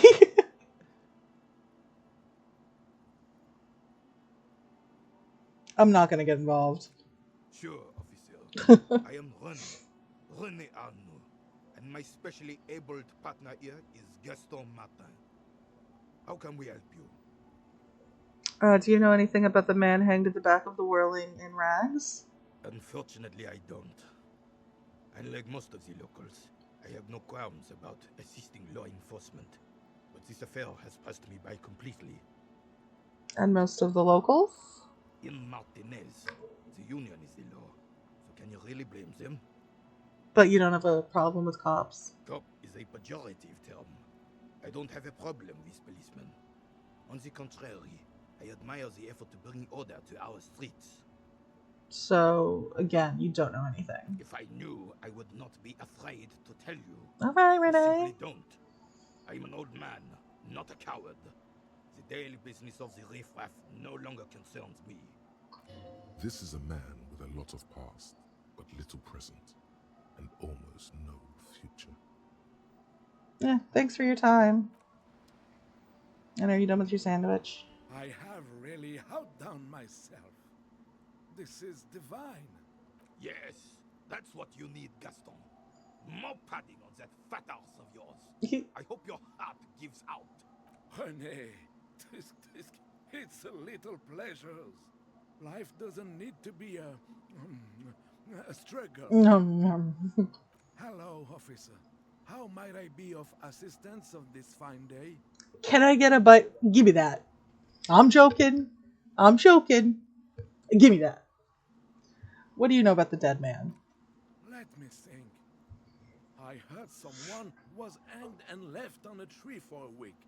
But that's all I know, really. Oh, I gotta cough again. No, officers, I'm sorry. And I really would like to assist. You are both good guys. I can see that. Well, Kim is a good guy. I don't know much about me. Then help them, you wimp. You have plenty of shoulder with the ghost caviar in the Union. Someone must know something. I wish I could, but I just don't know anything. I always keep my nose clean and don't gossip. Everyone knows and respects that. I don't gossip like Gaston.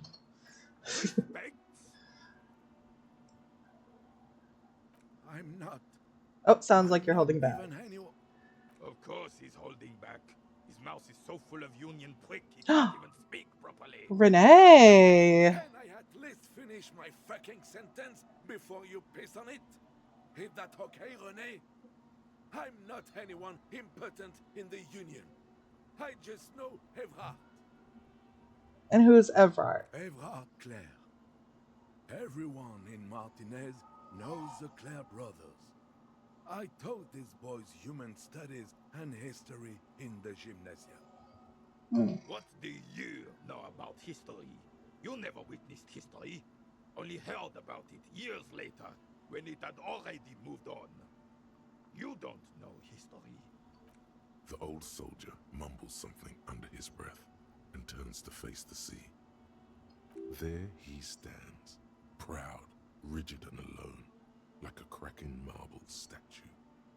Let's try not to get caught in a crossfire. Lest we leave riddled with bullet holes. This animosity is ancient. How do you know Evrard? Everyone in Martinez knows. Oh, I already asked them that. Sorry. Let's try. Oh boy. Can you help me get inside the harbor? No, I'm sorry, officer. I don't even have a key card. Evrard usually sends someone to get me when he wants to talk. So you're a union member? Oh, in many ways, yes. Like an honorary member. I attend meetings and parties, help with little things. Evrard, Edgar, and the older debardeurs all know me. So you're not an actual member? Not in the technical sense. I don't have a vote or a membership card, but Evrard keeps me on the payroll, just for the little things. Of course he's not a member. He's not a member of anything. I knew that. He's a Weservein. Turns to where the wind blows and tries to look important. I hate the socialist rabble, but even siding with them is better than living your entire life on the fence. Never committing to anything. Pick a damn side already. So what are the little things you do for Evrard? Writing work mostly. Occasionally, he needs something written, and I happen to have a way with words, people say. What kinds of things do you write for him? Oh, nothing official, I assure you. Just essays for the newspapers. About Martinez and how things are and how they could be. Evrard and I had this long talks where... Well, he tells his little pen man exactly what to say. It's commie propaganda, plain and simple. You should be ashamed of yourself. Alright, that's all for now. No, thank you. For being consummate professionals. You'll have this case wrapped up in no time. What are the rules of the game? Oh, the goal is to throw your bull. As close to the cochonnet as you can. That's the cochonnet. Interesting, tell me more. Well, first, you draw a circle about a half a meter in diameter. We made ours out of rope. Then, the order of play is determined by a coin toss. You win it. You get to throw the cochonnet. Then, the players aim to throw their bulls as close to the cochonnet as possible. They must stay in the circle. Alright, cool. I don't like where this is going, officer. Don't you think we should do something else now? Sure. We have a case to solve. Bye, boys. Thank you for your cooperation. Oh, shit. I'm like, where am I going? Let's go down here and see what's up. Ooh.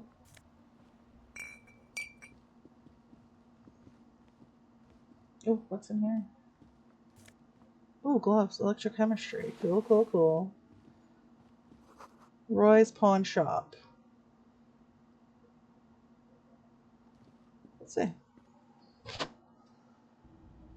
Oh, I love it in here. Some kind of machine. An antique cash register. A bust of a woman. The plaque simply says DEI. Die. In the dark, a film projector is whirling away. You see rows of toy soldiers guarding the rest of the trinkets displayed on the table. Some on horseback, others in rags, others yet in bright blue uniforms. All are stern and unyielding in their duty. Try to find something pretty and cool here, then use it to win her back. Win her back? Yes. Buy something nice. A figurine. I mean, I have $1.46. This sounds off. You shouldn't trust this guy. Inspect the figurines and rags. This set of soldiers isn't meant to look impressive. A few have rifles, but most of them carry pistols. Some even shovels and tall sticks. Are these even soldiers? You're probably talking about the revolutionaries, yes? Yes, they are soldiers, revolutionary soldiers. I think their poverty has been exaggerated for effect. When you place them next to the royalists, it doesn't seem like they could possibly win.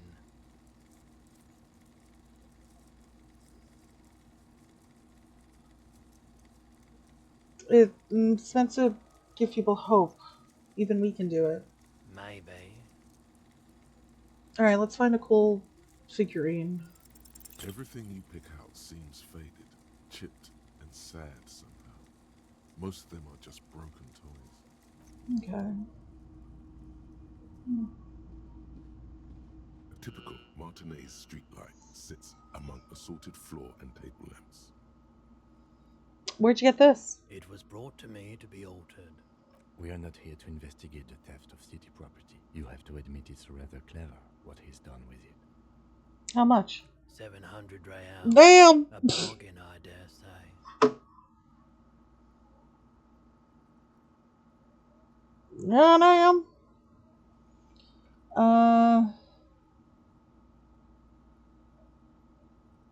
Bit steep. There's also the matter of rewiring. But the most important transformation is the light's placement among ordinary indoor fixtures, which has adjusted its morphological field. The light became suitable for use inside the home just a few days ago. Alright, enough about the light. Let's see. Oh, what do we got in here? Mostly military wear. Let's give him a talk. It's not often that I see officers from the RCM in my pawn shop. What can I do for you? His courtesy is not insincere, but he prefers being alone with his projector, just watching the movement of light. across the walls of the shop. Have you had any trouble recently? I haven't had any problems myself, though some of my customers have complained about inconsistent law enforcement. Who are your customers usually? All kinds of people come through here.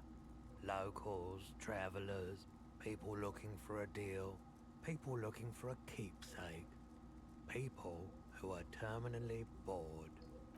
As you can see, I have a wide selection of goods for everyone to choose from. Quite the collection indeed. It keeps me entertained. Entertained? He might be high. If he is, on what?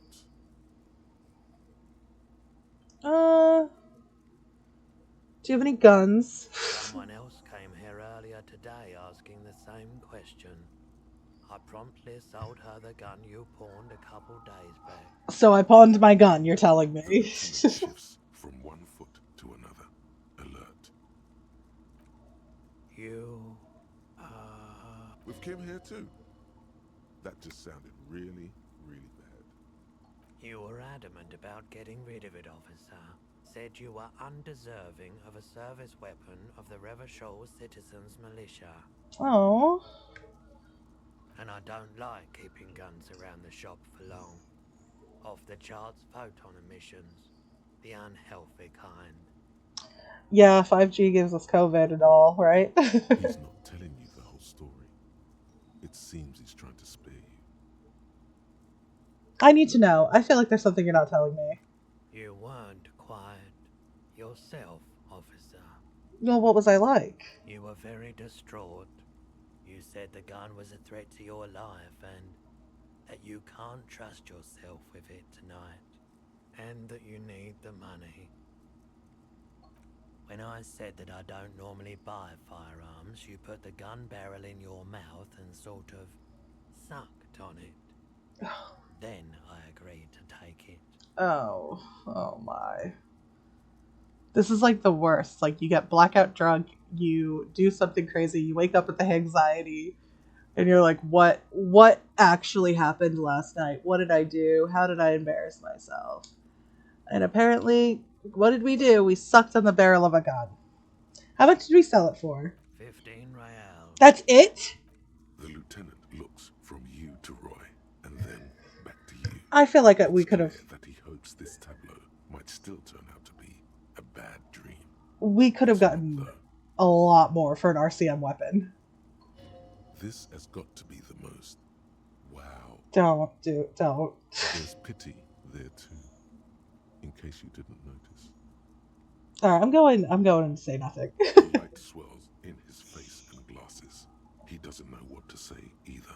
Was the buyer a policeman too? She didn't seem like a policeman, although she kept referring to herself as a pig, which was odd. I found her interest in the gun a bit obsessive, but I was just happy to get rid of it, and of her. Truth be told, she was terrifying. Right, so let me get this right. You sold your sidearm, issued by the Citizens Militia, and now a civilian is running around the streets of Martinez with it? I guess so. Miraculously, his face does not reveal what's happening inside. Oh, that's a good option. There's only one explanation. She must be one of my rabid fans. Maybe she's a vigilante, wants to prove she can do our jobs better than we can. I don't want to apologize.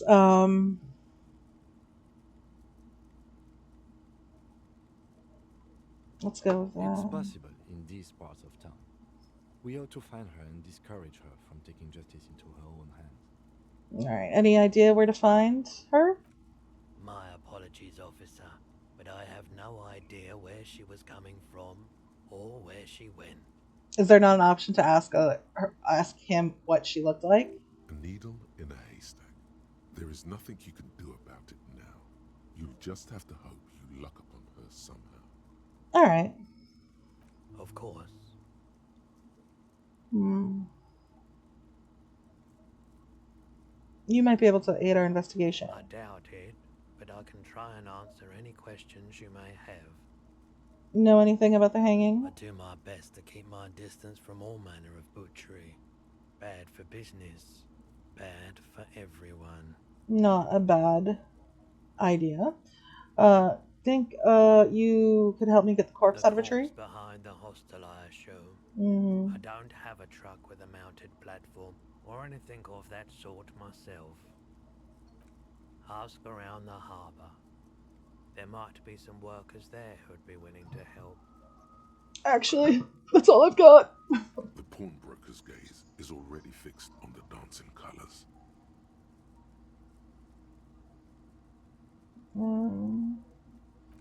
Did I have something for electrochemistry? Physical instrument. Let's swap and see if we get a better chance. How can I help you? Let's see. Feeling warm and enthralled by the movement of light, while the mind continues to race forward. Lucky bastard. He's probably on Pyrrolidon. It's tough to come by on the street. No, Phil, what is that? A drug developed by the military to treat and prevent radiation sickness. It has psychedelic side effects, and it makes your eyes turn yellow. I'm gonna check his eyes. Why on earth? These are prescription. I can't really see without them. There's a note of indignation in his voice. Interesting. Those triangle patches on his vest, you have a feeling they mean something, like they're similar to the halogen rectangle on your jacket. What's with the triangles? I was with the Emergency Relief Brigade. You know, after the People's Pile disaster. Had to take Pyrrolidon for radiation sickness. That's what you were hinting at just now, wasn't it? He's taken it for mental and emotional, not physical pain these days. What's the People's Pile? A bad idea. Some poor leftist built a particle decay generator in hopes of bringing affordable electricity to underserved communities. It malfunctioned. Radioactive waste everywhere. Probably some of it in you too. Dang. It must have been tough cleaning up. There's a reason why everyone's tried to forget any of it ever happened, and why no one has tried to repair or replace the pile. So much disappointment, and early deaths. Cancer mostly. And we knew all that was coming even as we were cleaning up as best we could. Whose fault was it that the generator failed? No one's. Everyone's. So much bitterness. A bunch of poor people built themselves a primitive nuclear reactor, hoping for the best. What do you think is going to happen? How'd you end up running the pawn shop? The cleanup happened 15 years ago. I was young then. Later, my second aunt died. Left me this shack and all the assorted junk in it. So I came to Martinez. People told me don't go there. It's a shithole. I said, people, we just had a nuclear pile meltdown. I'm gonna get as far away from Forburg as I can. Still in the same city, but... Thank you for telling me. I like the theory more than the story. Outward movement, not vortices. Yeah, you gotta get in on those vortices, my man. I'm not gonna ask for drugs. No, sir. Okay. Let's see. Wow, wow, wow. Wednesday. G'day to you, officers. G'day. A burly man hangs out by the waterlock, carving up a generous serving of salami with an old hunter's knife. His eyes are fixed on a man stranded on the other side of the waterlock and on an enormous billboard that has fallen down into the canal between them.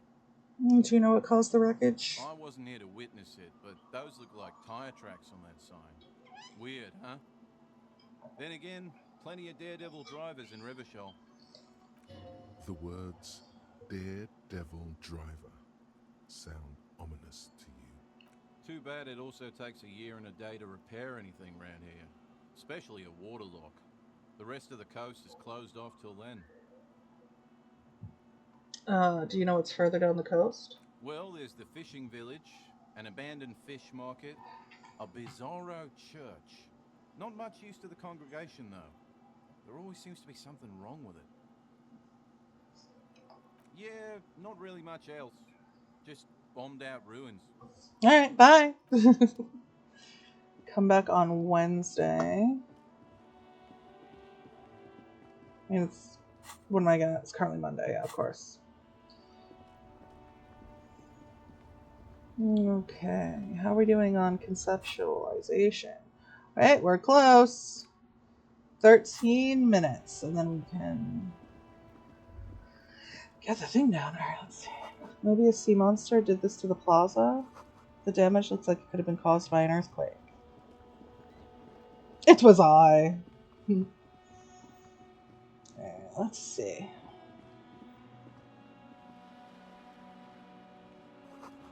This book has a rose, a pistol, and a half-naked dame on its cover.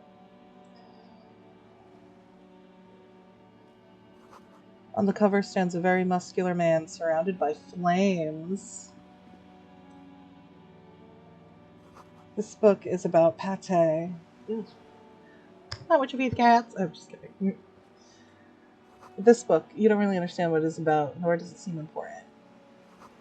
A book about, Viadero culture. It promotes freedom and roaming upstream. A book about the future. The government reads your mind using radio technology. Oh, we know that. Crime, romance, and biographies of famous people. Shouldn't you be in school? Hello, sir. Step right in. The store is open. Hello. Are you interested in a new and exciting book? What kind of store? It's a bookstore, sir. We sell books, postcards, and some board games. It's called Crime, Romance, and Biographies of Famous People. Whoa, whoa, whoa, whoa. Hold your horses, little girl. Don't be ridiculous. I know all these things. You're fooling nobody. Don't you sass me. Sir, are you okay? You've been standing here silently for a while now. Is it okay if I ask you some questions? Okay, sir. I'll try to answer any questions you have. I hope they're about books. What's your name? My name is Annette, sir. My mum, her name is Plaisance. She owns the store. She's inside minding the register or organising the stock. Feel free to step in and browse our wares. And you're standing out here in the cold because... I'm signalling that the store is open. Otherwise, people might not know. They'd miss out on the crime, romance, and biographies of famous people. A sudden gush of wind turns the pages of the books on the counters. She covers her face, smiling.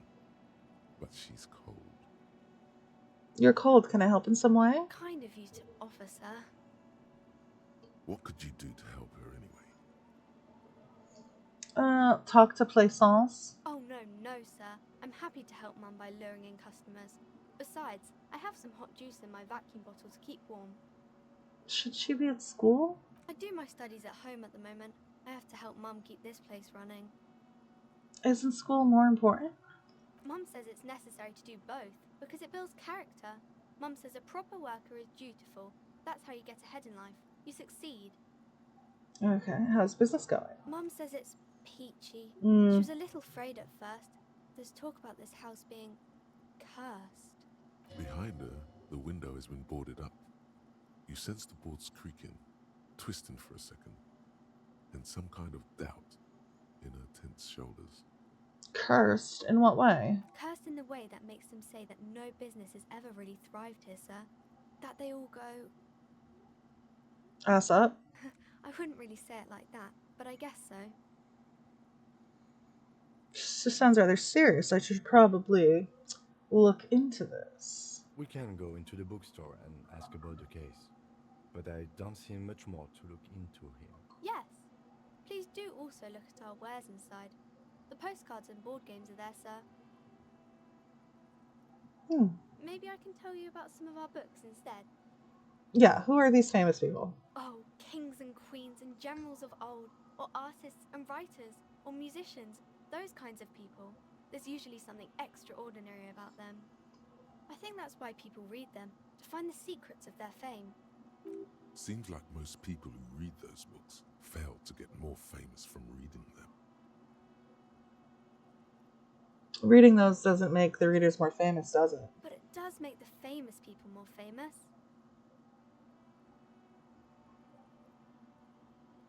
Fame sounds delicious. Maybe someone will write a book about me one day. Why would they do that, sir? Because I'm a superstar cop in the papers and everything. That'll show them. That's so cool. Maybe they'll make you a book cover picture and everything. Standing over a dead body, holding a gun. What about romance? It's a type of book where there's a rich lady and she has to choose between the good man and the bad man. Or there could be a story about a poor lady getting a rich man. It's about man and lady business, sir.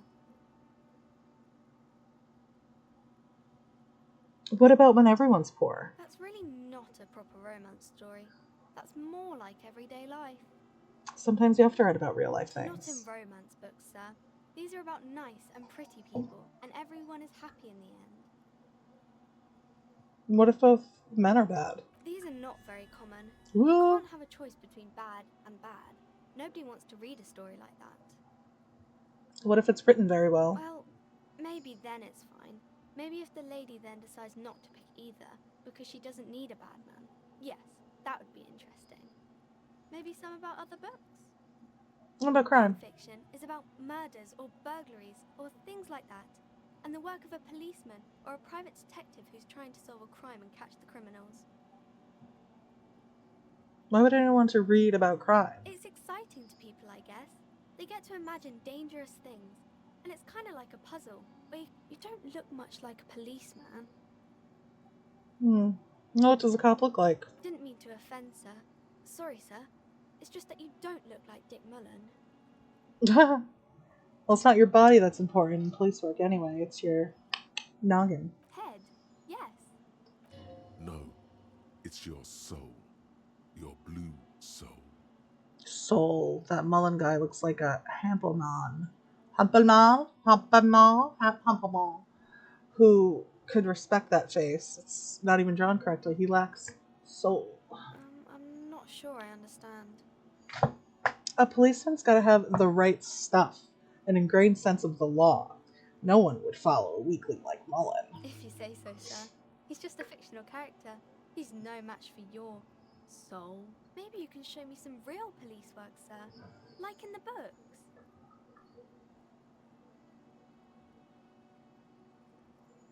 Alright, I'm gonna go deduce something now. You fail to deduce anything substantial. Great. She waits intently. That you are very small. Come on, don't be silly. That's not a proper deduction. Alright. As you turn, a bright light catches your eye. Where's it from from? a distant sunset, a stage light, flash photography, nowhere in particular. It's just what superstar law officers do. They squint at lights, and they solve shit. Yeah, that's me. I've been establishing my superstardom hard lately. Yeah, you have. You're a big dick cop, Dick Mullen. Salam Rocky Baye, badass on the edge disco cop. Time to recede into a ludicrous fantasy world. Here we go. Camera, lights. Wait, what about a ludicrous fantasy world? Yeah, you know. Beneath it is just heartbreak, a pulmonary tract infection, atherosclerotic disease. This is where you say action and reconceptualize all that. Reinvent it as the world's first celebrity police officer. This is the beginning of your legend. Fuck it, action. With a sudden flash, the world freezes around you, and you along with it. In an iconic monochrome solution, a black silhouette against a rasterized orange world. It's on. I mean, I'm really into, like, being a superstar.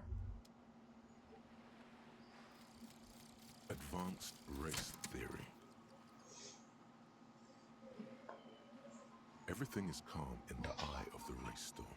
Your mind is lucid and bright. The mind-bending phylogenetics appear more distant and, to be fair, a little ridiculous. The great race mystery has cleared up. All that's left to do is verbalize your thoughts. Go and talk to Measurehead about your newly found insights.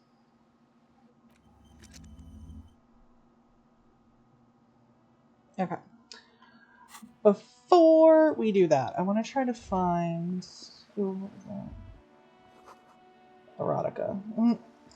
I want to try to find a plastic bag, to be honest with you. Oh, I think there's one right there.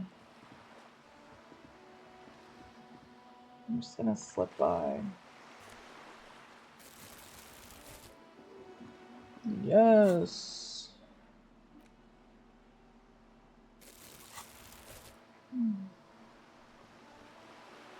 The ad reads, broken window. Tibbs has windows. Before we go talk to what's his name. Some bowls. My tar. Excuse me.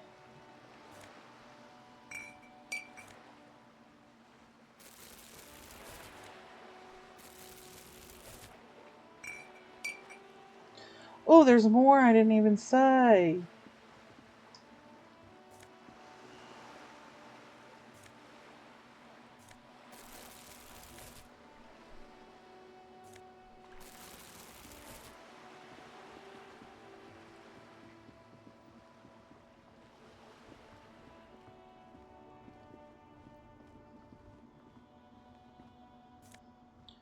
Cleaning up the streets.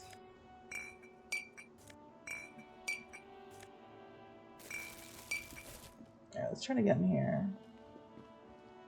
Is it in here? I think it is.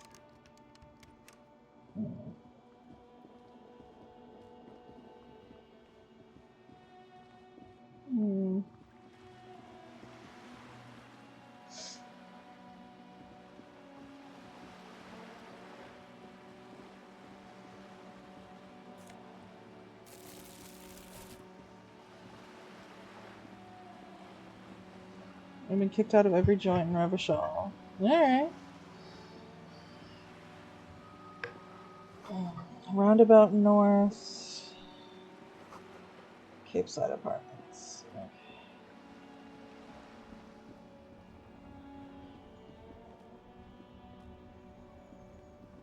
Should we check the apartments? Let me check here. An old call box with a matrix of push buttons lists all the companies in the East Delta Commerce Center. Let's start from the bottom. This button looks new, but someone has removed the name card. Nothing happens when you try to ring it. Huh. This button looks new. It's probably not connected yet. Silence. No one answers your call. Whirling in rags. Nothing happens after you ring the doorbell. They don't want to talk to you. Revachol Ice City. Silence. No one answers the doorbell. Fortress Accident SCA. Silence. No one's home at Fortress Accident. Slipstream. You hear static from the intercom speaker. It sounds as if someone has picked up the receiver, but isn't saying anything. Hello. Yes, hello. This is Tracy Peniel Electric. Have you come to place an order? She sounds almost antique, as if her voice was being played off an old wax cylinder. A receiver must not be working properly. Yes, can you let me inside the building? Oh, let's go. Yes, I've come to place an order. My God. The lieutenant exchanges a look with you. Sorry? It's you. My God. I didn't think I would hear your voice. It's a woman, and she knows you. Your heart beats faster. No, something's wrong here. Are you sure she's talking to you? Who are you? Where are you? Michelle, just please. Why did you even call? I don't understand. You've been gone for months. thought you didn't care. Of course I care. It's just that I've been going through some tough time. Ever since I came to live here, it's different. As if my mind's been wiped clean. A spot of static overrides her words. When she speaks again, it sounds like she's submerged. It's so nice. It's so nice to be able to finally forget. Forget about what? She sounds like she's about to cry. Please don't cry. She doesn't answer. You still there? Silence. The only thing you can hear now is static and waves washing ashore on the bay. Alright. You press the number sign on the keypad that terminates the call. 12 name cards on the call box read. Looks like someone has melted half the plastic off with a lighter. The doorbell doesn't work anymore. Emma's Fashion Atelier. You wait for a minute or two, but all you get from the call box is silence. No one answers the call. 24-hour window? You ring the doorbell, but nothing happens. Boxing for young athletes in All gym? you hear is static, but no one answers the call. Andrew Orlando Hair? You ring the doorbell, but no one answers. What an ominous name for a hair salon. Doesn't bode well for anyone's hair. Main Hall Building A? An off-key melody starts playing after you ring the doorbell. Then a woman picks up the receiver. Kuno, please stop calling here. Grown-ups don't have time for your stupid games. Who's Kuno? This is the police. Open the door. Oh, I'm sorry, officer. I thought you were... But the doorbell is broken, and the bookstore shouldn't even be on the list anymore. So I can't help you. Please don't call here again. Thanks. A single beep indicates that... Alright, let's go through the bookstore then.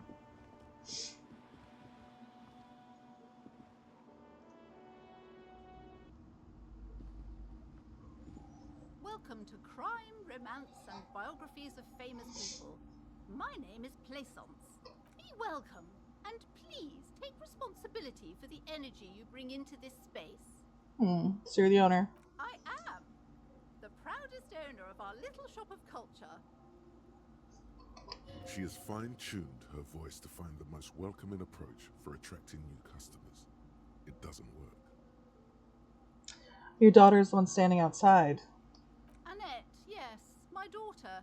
I hope she wasn't slacking off again with her nose in science fiction. Tell me, was she at her post doing her job like a proper girl? Wonderful! Did you talk to her? Yes. Great! On a scale of 1 to 10, how compelled were you to buy books after talking with her?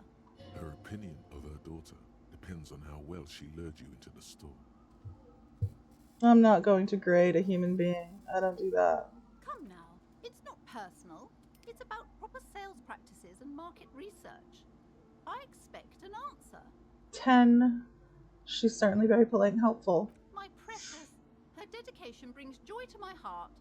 If you have children, I hope they turn out as great as my Annette. The way you're handling her strikes me as wrong. Mind your own business, sir. In our society, people don't get to tell each other how to raise their children. It's none of your or anyone's business. I'm here to dismantle the free market and abolish child labor, damn it! You must be kidding. There's nothing like that happening.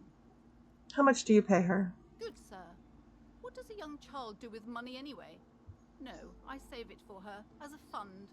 She's securing her financial future out there. Slap the cuffs on her.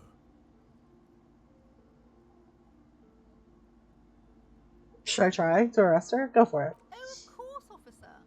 Good work. Yes, we've had quite enough fun here. Right. Okay. The woman before you scans the store, her shoulders rigid and tense. Every now and then, she nudges her glasses. Okay, so what about this curse? Curse? Who said that? Annette?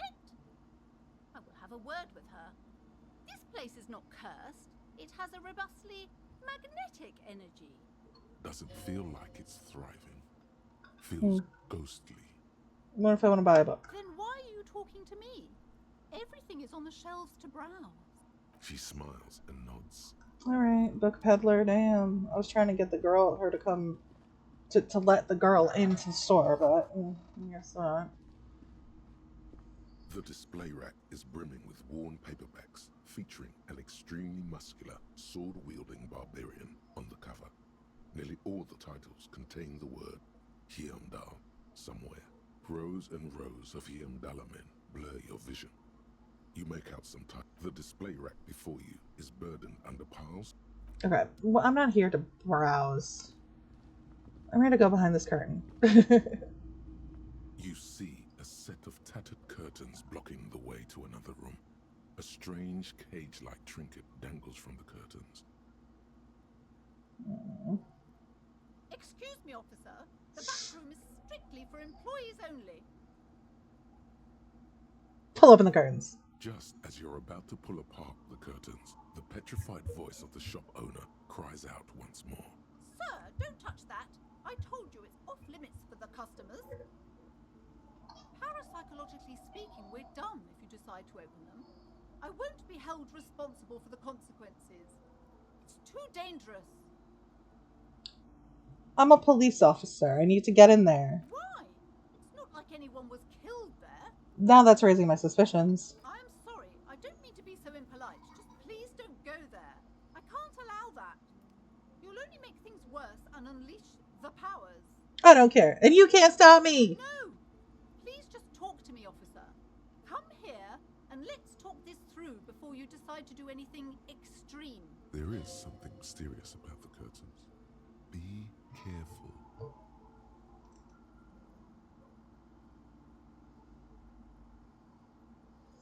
I'll take a little break.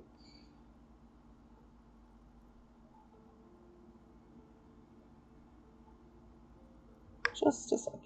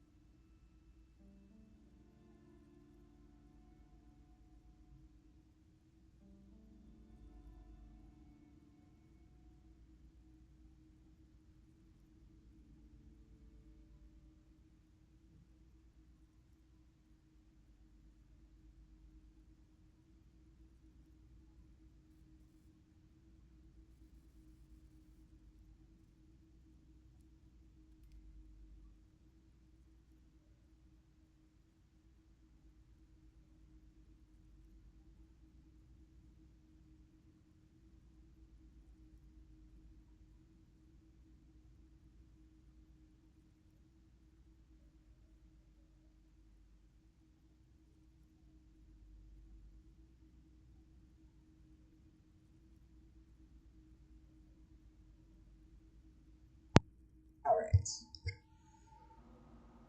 You see a tattered set of curtains and a polyhedron-shaped cage-like trinket. Rip them apart. This time for real. You see a dimly lit room full of dusty furniture and trash. A doorway stands in the back, covered in dozens of scary little cage-like trinkets, your shadow looming over it like an omen.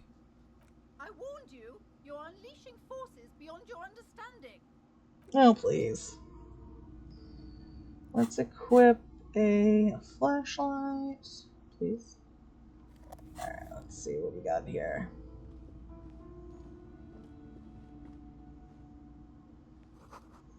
Ghostly silhouettes of hair dryers. vaguely androgynous portrait of a man. Merely looking at that unmanly haircut threatens your masculinity. A heavy door with a missing handle stands before you, covered in dozens, if not hundreds, of little oddly shaped trinkets and charms. It appears to be locked. Only an echo. No one is there. Let's try to break it down.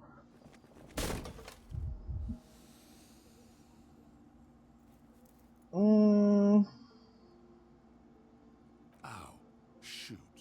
Whose moronic idea was it to just run through the door? Don't you know that things like that hurt? This really wasn't the best idea. Are you alright? What is going on there? Are you really trying to break down the back door?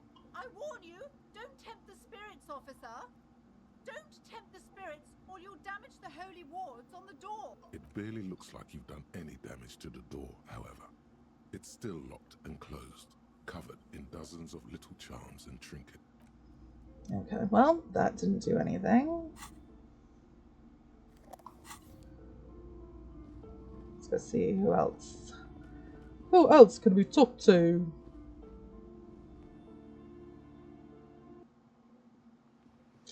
Sorry, little kid, I tried to get you in there, but I don't know what happened. Isn't there like a way up? Hold on. Over here, let's see. This is a wall on the side of an apartment building. Why is my conceptualization low?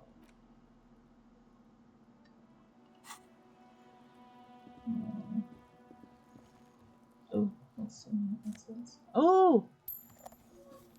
I'm not even gonna deal with the little kid right now. A garden hose. Oh my god, husband's up there. Husband. Hey, what's that noise? You see a young man on a balcony nursing a cigarette. His eyes have been following you for a while. Not looking for any trouble, officer.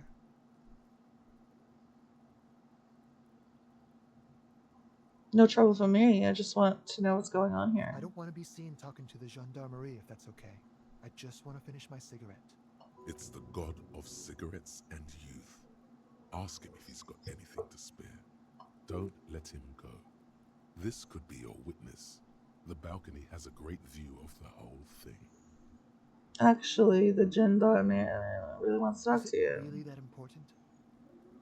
Like a nervous cat, he keeps stealing looks at the neighboring windows. All right, but make it quick. Once I finish this cigarette, I have to run. Looks like you've got a good view of the Whirling's backyard. Can you tell me anything about the hanging? I'd even go so far as to say that the view is a little too good, my dear gendarme. Do you have an estimate of when the body will be taken away? We will remove the body as soon as possible. Now tell us, where were you last Sunday? Oh. You already asked me that, didn't you? I'm pretty sure I didn't. No, not you. Some more muscular type. And when did you speak to this more muscular gentleman? Last week? I don't know. Look. A downy blanket of white to cover up the miserable poverty of the scene. You didn't answer the question. What were you doing last Sunday? I had a friend over. It was my Sunday friend. My Sunday friend. A Sunday friend. How intriguing. Makes sense. Friends are nice on Sunday. You don't have to work. You can just spend time with pals, watching rugby and drinking beer. What's your friend's real name? Did he see something? He doesn't reply, gesturing no with his cigarette. Under the grey sky, snow continues to pile on the neighboring windowsills. Can you tell me your name? My name? My name is Martin Martinez. Oh, wow. Martin Martinez? Good local name. Let's go with that. Alright, we'll talk later. No. We won't. Okay. Now, if you'll excuse me, I really need to get going. Oh, convince him to stay? This isn't the place or time for questions. Who knows who might be watching from the distance, hidden behind the curtains? Hey, listen, I'm just trying to make things okay again. Can we meet again somewhere else? For a moment, the man on the balcony seems almost vulnerable. Something moves in the depths of his feline eyes. Compassion and a hint of understanding. There's snow gathering on his hair and on his shoulders. A speckle of white against the purple that hangs loose on his slender frame. I am sorry, but I really don't have the information you're looking for. But, hold on, what's that? For a split second, his hand lingers, as though gesturing towards a stone placed right next to the front door. It's a sign. Good luck with the investigation. Yeah, that's alright.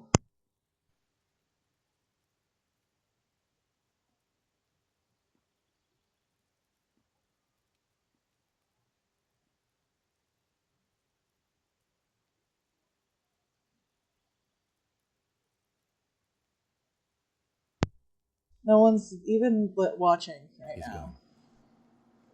What's this website called? No point in running. Hold on. Tenements like these often have multiple exits. If he doesn't want to talk to us, then he'll know how to hide himself.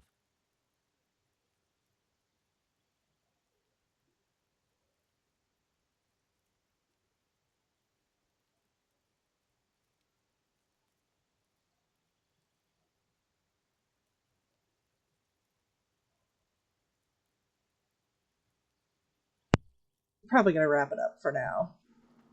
He could be a witness. Him or his Sunday friend.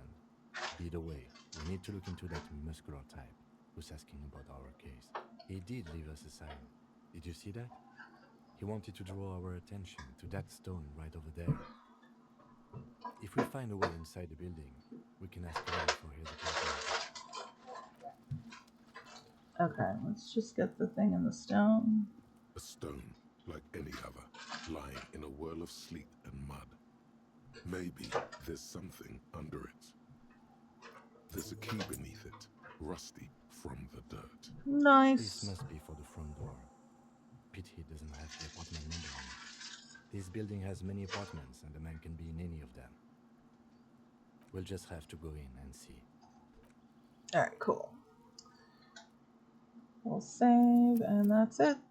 Yeah, I was just gonna jump on. To watch.